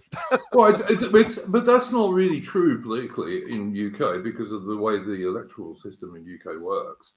I mean, all right, it's not quite the same as Australia, Chris, where if Melbourne votes a certain way, Victoria always goes that way, and if Sydney votes a certain way, New South Wales will always go that way. It's not quite as bad as that in UK as it is in Australia. Yeah, but you can't deny that Westminster politics draws mainly from places like London. Well, the mainstream media does. And of course, it's based in London, and there's the City of London and all that corrupt bullshit around it. But in terms of the actual electoral map, the regions have a lot more power.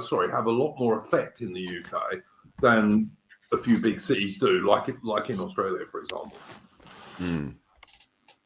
Like you can't dominate a whole area of the country by running one city as you can in the two most populous states in Australia.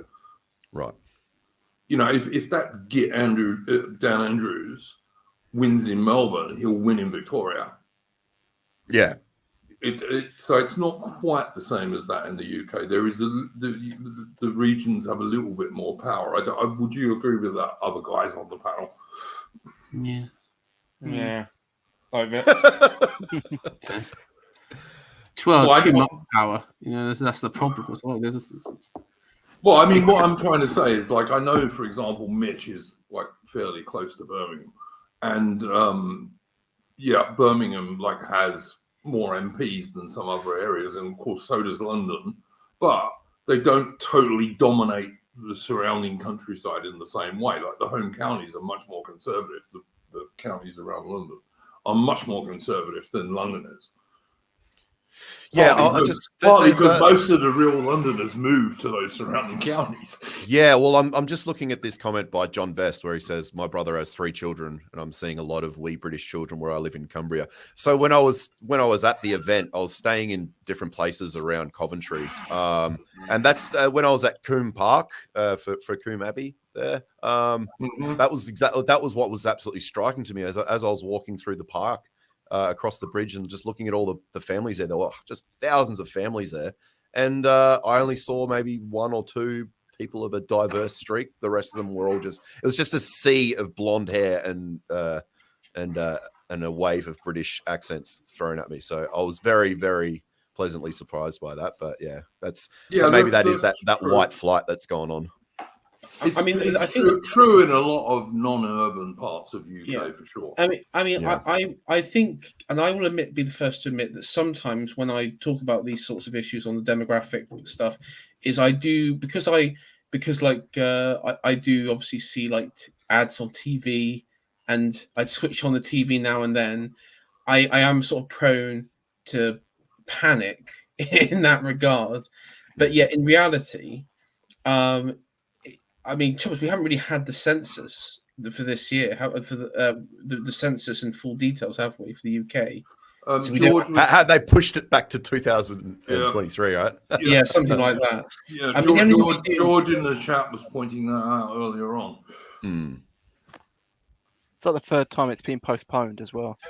Yeah, I wonder why. Probably because they can't keep up with the number of people that are coming in. They can't add fast enough. The only thing we do know is that Roman Catholics make the majority in Northern Ireland, but there's actually quite misleading. As someone who, Northern Irish friend of a Discord server, someone points out that a good portion of them are foreign, as in from mainland continent Europe or Philippines, Nigeria, or just overseas. So the numbers are actually quite skewed because, again, Poles who come over from into Northern Ireland aren't they're not exactly joining up with the IRA when they arrive there. So the numbers are a bit misleading. And let's also remember that the political wing of the Provisional IRA, Sinn Féin, who are absolutely in favour of mass third-world immigration into Ireland. Disgusting. Yeah, they're absolutely based Sinn Féin. Yeah. Well, look, we all saw that. When I served in the British Army, I did 2 tours in Northern Ireland, and even then, the leadership of this Provisional IRA were Marxists. Yeah. So wasn't there like a breakaway of the IRA that were like a Marxist paramilitary group? The Provisional IRA, the leadership of the Provisional IRA were Marxists. They were the Marxists. Yeah, the old IRA were originally pretty fashy, actually, but that was a different story. Yeah. I mean, no name here Sorry, go. I was just going to say same for the other, like Plaid Cymru and the SNP. They're the same thing. I'm just looking at this comment by No Name saying lower population constituencies in rural areas get an MP, same as high population density constituencies like London. But if you're having London snakes running as MP, they can get votes and get elected in, and then just not do anything for those constituencies. So what's the difference? It's still the same worms. Yeah, no, you're not wrong, Chris. Like, I'm not going to argue that the system we have at the moment is somehow like good, because I'm just trying to look at the least worst thing that can happen for us. And of course, like the Tories are particularly bad for even if a particular rural area fights quite hard, organises, and gets like one of their local good lads in to run as an MP. The Tories will just like literally rip them out and helicopter someone else in. From HQ, and you're back to square one. Well, someone pointed out a good point. Like under Cameron, what the Conservatives did was that they'll say they don't do this, special selection for minorities and women, but yes, they do, because in the Conservative Party, if there are three possible, they have to put forward the three possible best candidates, supposedly. But if the top woman is number 12, she always gets into that top three. Yeah. Wasn't Liz Truss a diversity hire? Yeah, of course she was. Yeah, and she's a dimwit. So was Kwasi Kwarteng. Yep. Actually, hang on, so was Swilla Braverman and Priti Patel. Wait a minute, what's going on here? Conservatives don't do that. No, sure they don't. And when you're looking at the news, like articles, when you just Google like Boris Johnson, and it goes that first one, and then you've just got the snapshot of the three leading candidates running for PM, and you've got fucking, big bum Penny Mordaunt, and then you've got Rishi Sunak, and then you got Boris Johnson. It's like, this is just the face of diversity right here. Like they embody the diversity. I do think that one key. I was sort of, because I got the British traditionalist group following me now on Twitter, which is kind of great because they're like one of the remnants of like the old Monday Club. Traditional Britain is a good group. They were on Millennial Woes' Christmas do. Millennial. They're Millennial. Good. Yeah, really interesting people, and it got me thinking about the old Monday Club, which was, and while people say it was never affiliated with the Conservative Party, no, but it was affiliated in some way because it was made up of Conservative Party councillors, members, and many. And that was the thing. That was the thing. Jonathan Bowden was in for a while. Yeah, that's what Jonathan Bowden was. Harvey Procter, I think when Bowden was there, Harvey Procter, who was, he was very much a person at the time who really wanted to, repatriation, and was very much concerned on demographic stuff as well, like that. So it was kind of an interesting group. But of course, after the 97 election and after the 2001 election, the Tory party in their sort of I guess you say sort of the grips of the Blairite sort of influence, they basically ordered the Monday Club to, what was it? They ordered all their members to break links with the Monday Club. And then to be fair though, the Monday Club was infighting on other issues at the time, but it still had like a, it still had a level of influence. But then after that, I think they still exist today in some form, but not like they used to. No. And Berko, was he a member of the Monday Club, Berko? I don't know if he was. The trouble is, I don't know if he. I mean, he became a total Ramona socialist, as far as I can work out. But I mean, in the early 90s, he was very much. I think the reason why he was involved with the Monday Club was there's old clips of him in the 80s and the 90s where he was talking on. He was basically quite anti common market. So that might explain why he had. And yet he was a total Ramona when he was the speaker. Yeah. Now the question is, either he was a very convincing liar, from a young age, or when he got involved with the system changed him, or maybe he was just so angered by his wife cuckolding him daily that it sort of messed with his mind or something. So I've never like it's fairly normal for people to go more right wing as they get older and more sensible. But you almost never see it the other way around. Oh, it's so strange. It's so strange, and it seems so unnatural when you see it like in older people where they start drifting left. You're like, what are you doing? Are you like hiding from reality or something? Damien may have a point here, I think. But yeah, all right. Yeah. But yeah, I don't know.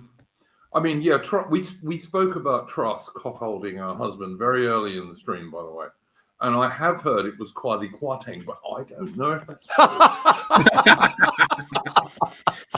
That is certainly what I heard, but I don't know if that's true. You should play that cheese speech, Duke, and to ask people if you think that she isn't a diversity quota higher.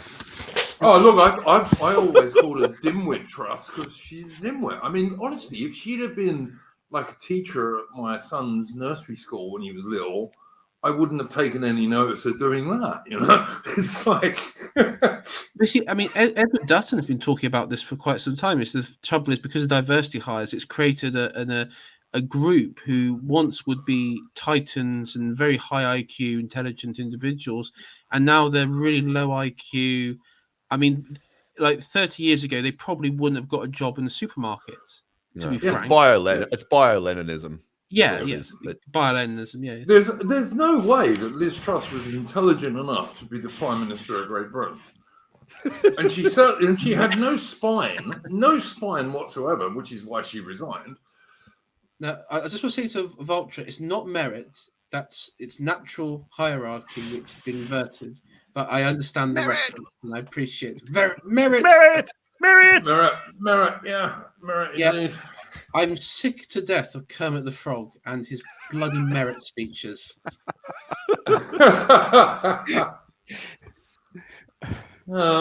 Anyway, Niall in the chat says, Duke, what do you and your Aussie panelists and others think of something like Kanzuk to strengthen some sort of pan-British identity? The EU has built a lot of zealots, so why can't we? Well, I'm a supporter of Kanzuk, but I do recognise that Britain, well, Canada especially, but then Britain, Australia, and New Zealand very highly have a lot of problems they got to fix to make it work. Like the Aborigines, you mean? No, not really. No, that's a completely unsolvable problem too. And I was like, I've come full circle on the Aboriginal question, which is we can't really bang on about blood and soil while we're in a country surrounded by natives that despise us. So well, I don't know that we're really surrounded. I don't worry, guys. Well, we are up here. Yes. I was going to say, in Cairns, where I live, you remember, Duke. One third of the population here is Indigenous, so I am literally surrounded. but like, I mean, what are Aboriginals? I mean, it's considerably less than 5% of the Australian population, isn't it? Yeah, but their political power is enormous, and they also drain most of our tax dollars going to their pockets. So tell me about it, man. So the Kanzuk sort of prospect, and I really liked the idea of the corridor system between the UK here and Canada, but then you think of the most mobile sort of people that are in those countries, and they're all foreigners. So we'll just end up absorbing a heap of British foreigners. Yeah, look, this is my thing with it. You've got to get your immigration under control first. Yeah. If you can get your immigration under control, then I'm absolutely in favour of free movement of people between Britain, Australia, Canada, and New Zealand. Absolutely. But all of those nations have to get their immigration under control first. No name in chat has said been there 10,000 years, invented a stick.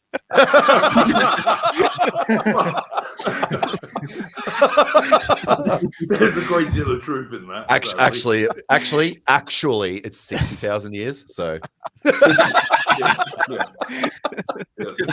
there was an old myth. There's an old myth. I don't think it's true, but it's. I like to think that it is true, which is before when Tasmania was still part of the mainland, before the Bass Strait sort of buried that joint. That they carried fire with them, and then when the sea rose, and then one of the fires went out, they didn't know how to light the fire again, so they all died. That apparently is true. That when the first Europeans arrived, the Aboriginals in Van Diemen's Land, as it was then called, Tasmania, didn't have fire. Yes, they were the most primitive people that they'd ever encountered. Yeah. And that's saying something. The average IQ of Indigenous on the mainland is somewhere between 65 and 70. And if the Tasmanians were even vastly more primitive than them, then I shudder to think of how caveman they were like. But I would just say what you've got to realise about the Aboriginal political question in Australia is that the blokes most of the people who cause the shit are actually not anything like pure-blooded Aboriginals. They're like a quarter Aboriginal at most. Yeah, I was going to say, my understanding in the UK of the Aboriginals is most of them are just like they kind of like just mixed race, like the Native Americans, like the Cherokees. No. If you go AI to like the Northern Territory or up where Chris is in far north Queensland, then there are quite a lot of fairly pure-blooded Aboriginals. Yeah, and they were very segregated, obviously, by the space of land itself. That created a geographical barrier. But yeah, no, they didn't tend to mix either. They were very tribal, very, very tribal. Yeah. I do think maybe the Spanish style of empire might have been the better one. Yeah, They didn't really have much of a racial problem because they all became the same in one. And of course, our soft sort of Christian English hearts got the better of us. I mean, we tried Stolen Generation to try and save the kids from their fate, which was generally being raped by their elders as a rite of passage. So we encountered them. We're like, well, we can't fucking let this go on. We got to take these kids away. And then that lasted for a couple of generations, and then it all failed because the leftist sort of streak started coming through politics. Even today, Chris, even today, although Aboriginals are, like I say, I think they're considerably less than 5% of the Australian population. They cause a significant amount of the domestic violence in Australia. But you will never ever hear any feminist or leftist point that out. Never once. No. Well, they do, but they do it in a vague way so as to indict every man, not just like disclosing the fact that actually probably 95% of that are in Indigenous communities. So yeah, you are right. They stay very quiet about it, but they do have to rant on about domestic violence as a grievance lobbying activity, but they do it to indict all men rather than the specific ones that are actually doing it. When actually, of course, Australia there's not a huge amount of domestic violence in Australia, like the same as in all Western countries. There just isn't. No, but the stats would make you believe that all these white bogans are out there beating their wives up, but it's actually Indigenous. I mean, don't get me wrong, there is definitely some of that happening, but there's going to be arseholes everywhere and in every country, but it's nowhere near as big as it's made to seem in Australia. And a little interesting thing about it too is it's similar to the Maoris. Someone was bringing up Maoris earlier, and it made me think of it. But in a lot of these like Indigenous communities and groups, the women are actually a lot bigger than the men, and they are fucking terrifying. And a lot of the men are terrified of these women. Because they're quite formidable. And it's the same with the Maoris. I mean, obviously the biggest and strongest were the only ones that were led to breed, but you occasionally get a little worm guy with a giant Maori woman, and she'll beat the shit out of him. Oh yeah, no, I've seen some of these Maori and Samoan girls. Yeah, absolutely. Oh yeah, for sure. Imagine one of those wailing on you, Jesus. Yeah, but I mean, look, Chris, you know, you're a proper Australian, whereas I'm a POM. And I would just say, so far as I'm concerned, yeah, Kanzuk's a great idea, but only if all 4 countries can get their immigration under control. That's right. As an absolute basic style. Otherwise, it won't work. Yeah, because they're going to go to England, and when the economy's fucking collapsed, then all the mobile foreigners are going to be like, oh, well, where's the next best place we can go? Well, let's all go to Australia. You'll get Richie Sunak. We'll get another horde of Brahmins. But I'm not too worried about them. I'm worried about the other ones. The Northern Africans. Yeah, I know what you're saying. Yeah, I know what you're saying. On a final note on this, I will say that the BBC did go they were going around the country asking people how they'll be voting. And I think they went like a Hindu temple in Leicester, and surprise, every one of them they wanted Rishi Sunak. I wonder why. Imagine my shock. Yeah. I know it's not been a surprise for me at this point, but every time when you see it, it is quite funny. I'm not going to lie. Yeah. Adam, we haven't really heard from you at any length on this stream so far. What would your best outcome be for the real dissident right? It would have to be the destruction of the Tory party, I think. I mean, yeah, fair enough. But then what? Then what? A new party. No. Okay. Well, yeah, I think. Well, some vanguardism, preferably some vanguard institutions. I mean, one of the things that we see a lot is, and this winter's going to be this again, right? The COVID stuff was this. This winter's going to be another example. The right keeps having these black swan events where, the establishment creates a crisis which they can try and benefit from in other ways. We can benefit from these events too. We just never do because we've never built up anything that can allow us to do so. And in a large way, a vanguard is almost a defeatist position, but it's not. It's a springboard to other things as well, and that's kind of what we need to be doing. But on that note, I do need to go because I have got to get up very early in the morning. I've already stayed a lot later than I was intended to. Yeah, and if you thanks for joining, Armin. Yeah, I'll talk to you all later, hopefully. Yes. Did you have anything you wanted to show before you went, Armin? No, maybe next week though. All right, because I know you're doing your little Bowden bomber. Oh yeah, my little TikTok thing. Yeah. Yeah, that's going okay. I think TikTok's actively throttling me, to be fair. Well, it is a Chinese company, so yeah. Yeah, maybe. All right, I'll talk to you all later anyway. Thanks for coming on, See you, mate. You're always welcome, mate. Cheers. So yeah, all right, guys. What do we think? I just wanted to spring off just what he said there. And someone in the chat talking about the dissident right doom pills and blah blah blah.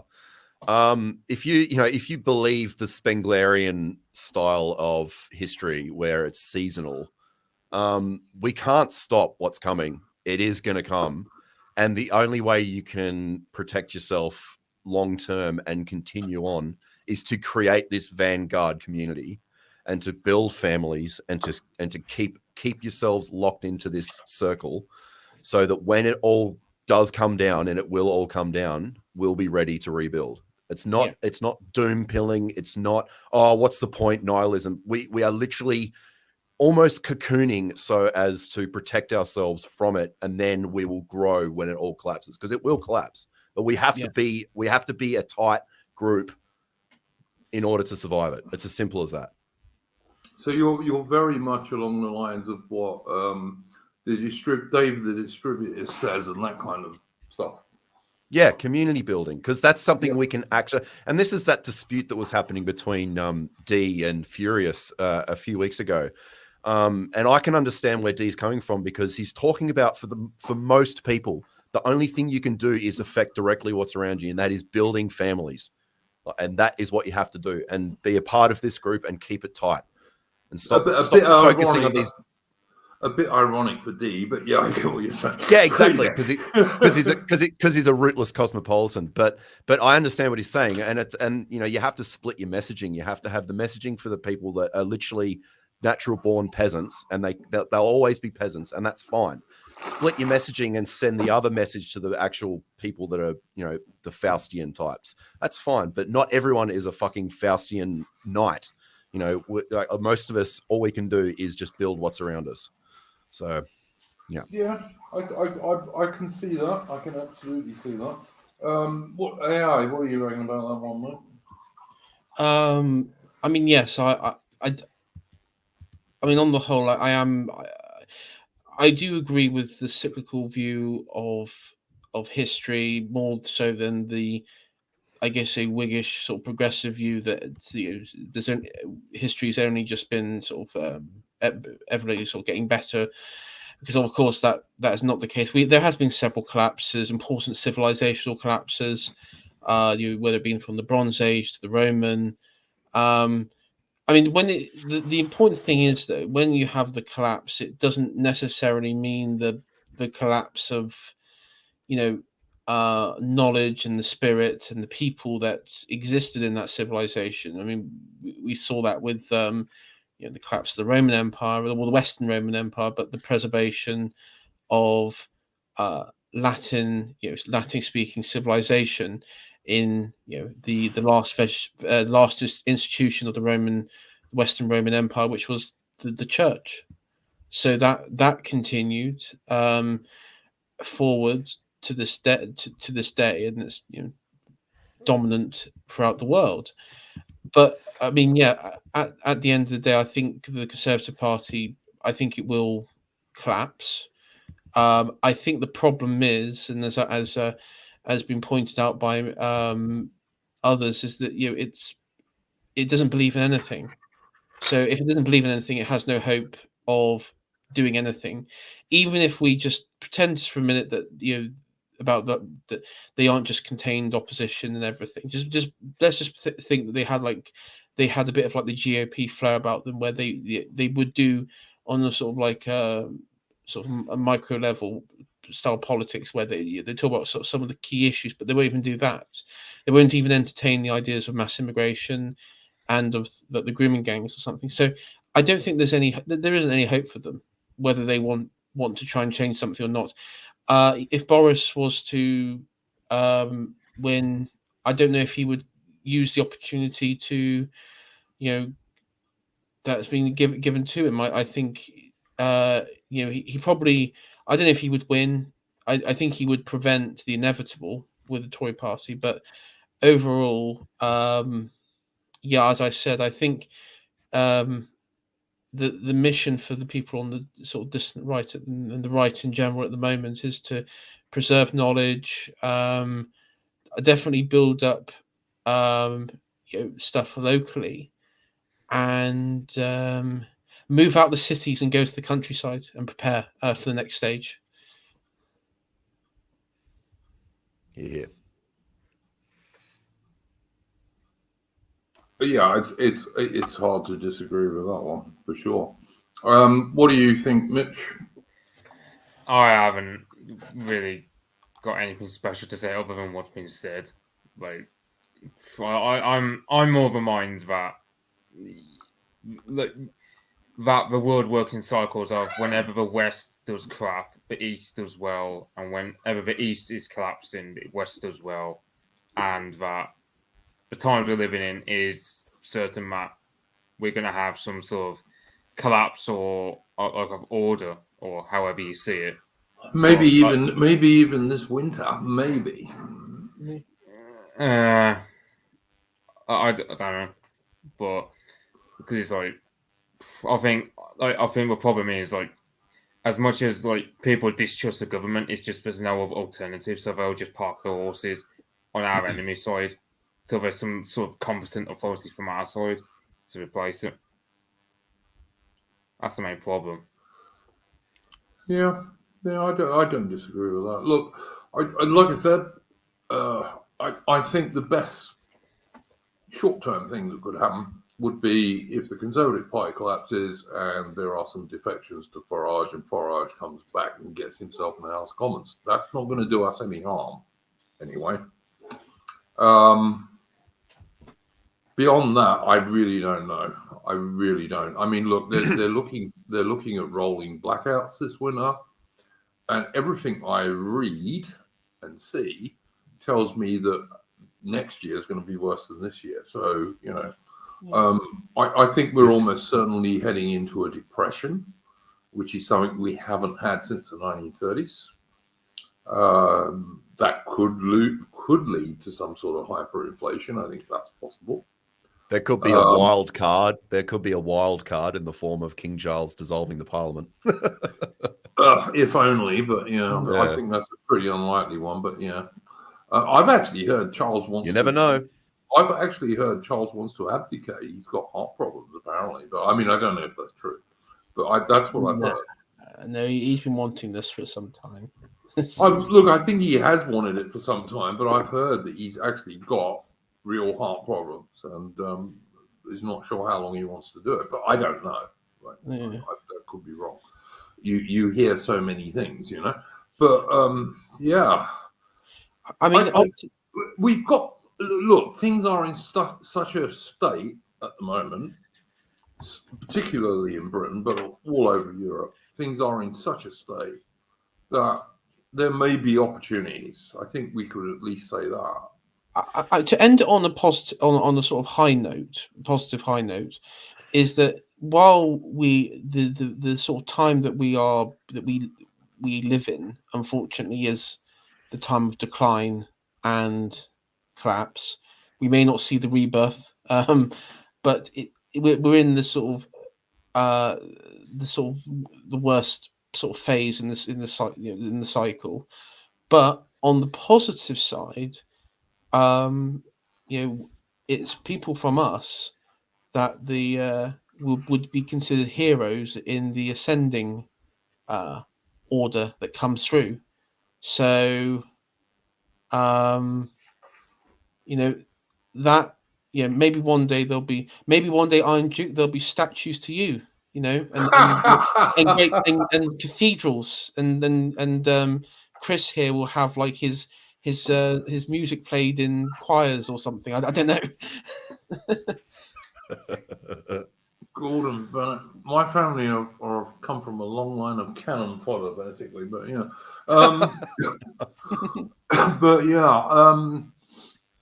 I don't know. Look, I do think there are opportunities for us in the absolute, complete, mostly shooting yourself in the foot state that the West is in at the moment. Because most of these problems are self-inflicted.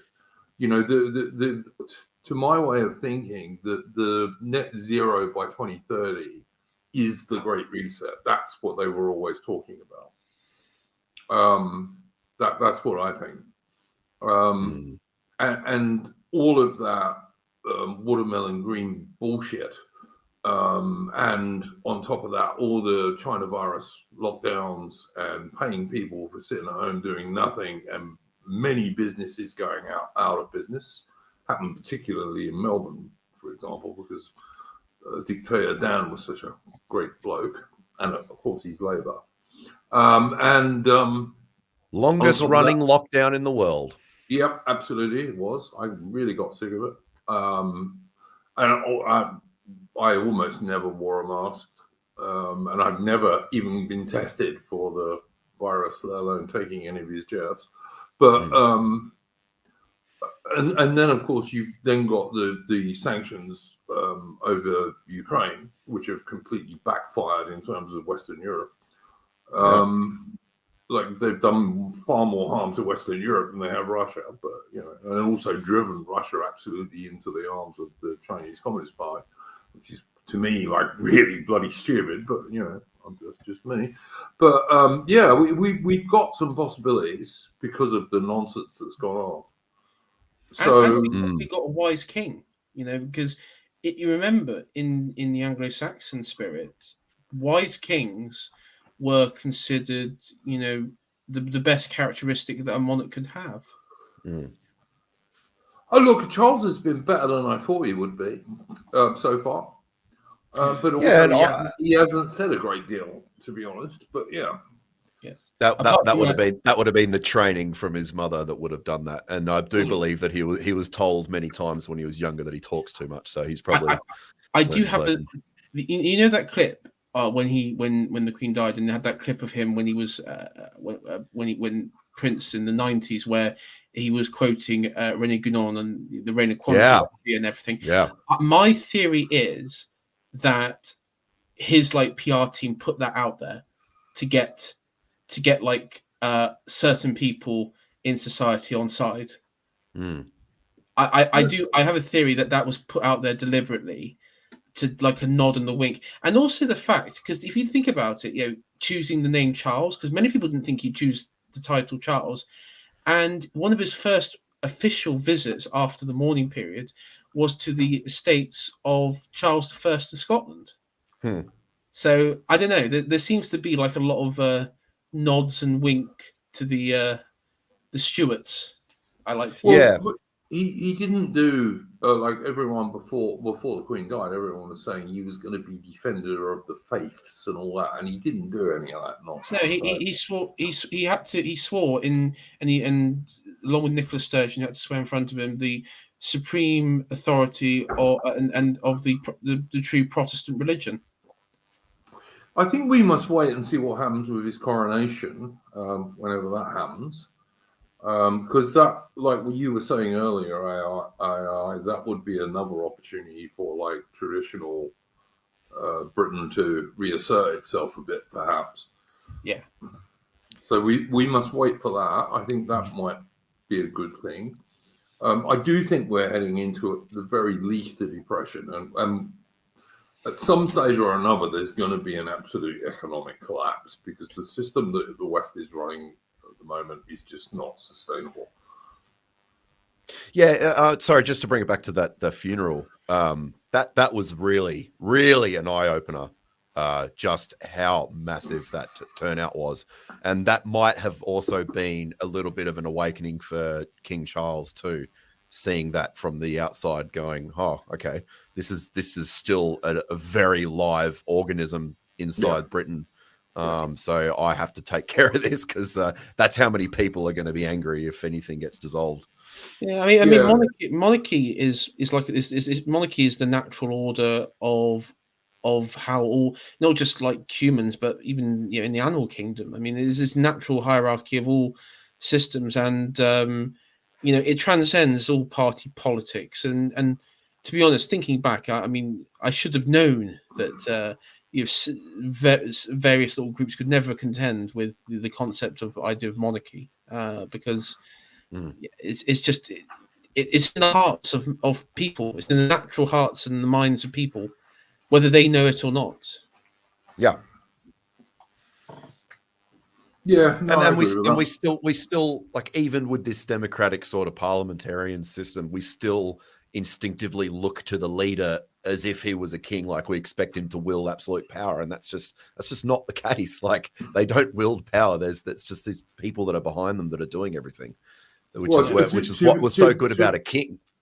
But to be fair, and I was one of those people who, like, during the period of mourning for Queen Elizabeth II, I said, look, I'm not going to discuss her politics, but given she's been buried for some time, I think the one criticism I have of her is that she let quite a lot of royal prerogatives go by the board. Of course. And just what Rory's saying here, the turnout was for the late Queen, not the King. Yeah, I know that. But what I'm saying is that might have been a real wake-up call for him, that what he's about to become the steward of is a very, very serious and very deep organism. So he won't take it lightly, I don't think. The turnout for the Queen, you also had the people who turned out were interacting. Well, not interacting directly with the King, but interacting with the concept of the King, because they started singing "God Save the King" and all that sort of stuff. I remember on the day it was announced that she passed away, that people outside Buckingham Palace started singing "God Save the King" just spontaneously. That's because that was, and you had a lot of I saw a lot of blue checkmark Americans saying, "Oh, bit soon" and all that sort of stuff, but they don't understand that the concept of monarchy, it doesn't die. Exactly. Because as soon as when Charles dies, it's the King. The King is dead. Long live the King. You're absolutely right, Chris. Yeah, absolutely. That's exactly how it works, always, because there's this continuity all the time. Yeah. But yeah, I totally agree with all of Look, I don't know how far.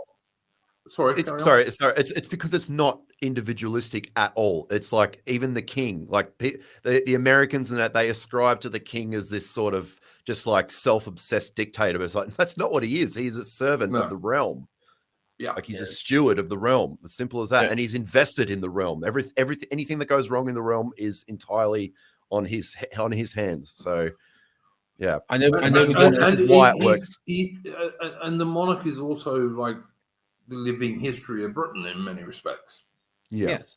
And I have on my channel the various essays by Julius Evola on America, one of which I can't really quote here because it would probably get the channel in trouble. My channel in trouble. So it's one of those naughty N words you can't use anymore. But yes, it's the N-wordification of America, which sort of actually does explain the problem with like the American influence and the way the sort of outlook have. And I know that some Americans that I know who are friends of mine got a bit cross at me pointing this out, but there is again inbuilt in the American psyche of individualism, the self-made man, which does have an anti-civilizational effect when you look at the traditional hierarchy and modes of government in Europe. And he pointed that out. Evola pointed that out after the war when he saw American influence changing Italy in front of him. Well, look, an American war aim in World War II, as I discussed at some length with the streams I did with Horace and Outman. You have to remember, women started wearing jeans within 20 years. They were wearing jeans and trousers. It was over by then. I mean, civilization collapsed then. I mean, let's be honest. Yeah, well, look, what I was trying to say there, AI, was that when I did these 4 streams with Horace and Outman on Winston Churchill and British foreign defense policy from 1940 to 1942, an American war aim in World War II was the destruction of the British Empire. It just was. Yeah. No, the beginning of the collapse started 5,000 years ago with Abraham. Yeah. it was the sea people just wiping out the Bronze Age civilization. The original sin of the British Empire was joining World War I in 1914 and raising a mass land army against all British tradition. But thanks, Churchill. I mean, technically, I guess you could say the collapse of mankind really began when Eve bit into the apple. Again, women all over again. It's all the chicks' fault, honestly. Yeah, I know. But yeah, we men didn't do anything wrong. To be fair, in the Bible, Adam was present when she did it, and he just stood there and did nothing. So, cuck. But cuck beta male. Beta males and feminists have been ruining mankind since inception. Jesus, it's not really true, thank God. But yeah, I mean, really, that only really started happening in the I'd say in the 1960s, really. Yeah. All right, I've got to go now because we've got thunderstorms coming in. And no worries, mate. Is there anything you would like to plug, like your YouTube channel and this kind of stuff? Yeah, just my YouTube channel, AI Shiratori. Check it out. I've got a few videos on there, a few long streams. One with Iron Duke, I think you'll be able to find in there somewhere. And yeah. Do me a favor, AI, if you stick that up in the Discord on the Shilling channel, or sorry, my channel, I should say. Put it in there, and I'll stick it in the description later on. Great stuff. I'll see you guys later. Thank you for having me on. More than welcome, mate. You're always welcome. Night, and thank you for coming on. Mitch, anything you wanted to shill? If you're there, Mitch. Oh, I forgot to turn myself. No worries. I can't say I've got anything to shill other than me doing my usual routine in the Ukraine war news tab. Yep, Mitch is a good dude to follow if you're interested in that stuff, partly because he speaks Russian. So, yeah, well worth following Mitch on that stuff. Chris, anything you'd like to share, mate? Obviously, your YouTube channel. I will be putting your YouTube channel in the description later on. But go ahead. Anything you No, want? that was basically it. I'm just posting it in the chat. Just say more beside makes it easier to find. But yeah, not just the music channel. I'm still working on a few more songs from the Panama Hat Poetry Songbook. And then I'll probably be taking a break for a while because it is quite exhausting making that much music that sort of close together. But yeah, so just keep your eye on that because there'll be a few more songs coming out very shortly. And then I think I'll spend the rest of my time visiting various live streams when people invite me. Chris, by the way, is he's an Aussie musician and singer, but unlike the vast majority of modern musicians and singers, he's not like gay or a soy boy. So it's pretty good. So he can do like stuff like sea shanties and musical versions of Kipling poems and all this kind of stuff really well because they're meant to be sung by blokey blokes. So yeah, exactly. Exactly. Yeah, definitely the music scene in Australia is definitely full of soy. Absolutely. Same in UK, mate. Same in America. Same all around the Western world, sadly. But yeah. All right, guys. I'm gonna play us out with a song. Actually, wait one. I want to say that on the 24th, I think it is. Let me double check that. Sorry, 25th. On the 25th, I'm going to be doing a special stream for Agincourt Day. You know, that great English victory over the French. So I'll be doing a special stream for that on the 25th. It probably won't be a long stream, but I will be talking about it a bit and how it was like an extraordinary victory, which it really was. So I'll be doing that. Other than that, we'll be back next week with Splendid Isolation 95. And I'm going to play us out with a tune. And because it was Trafalgar Day a couple of days ago, this one is for Her Majesty's Royal Marines, who are, of course, the sea soldiers of the Royal Navy.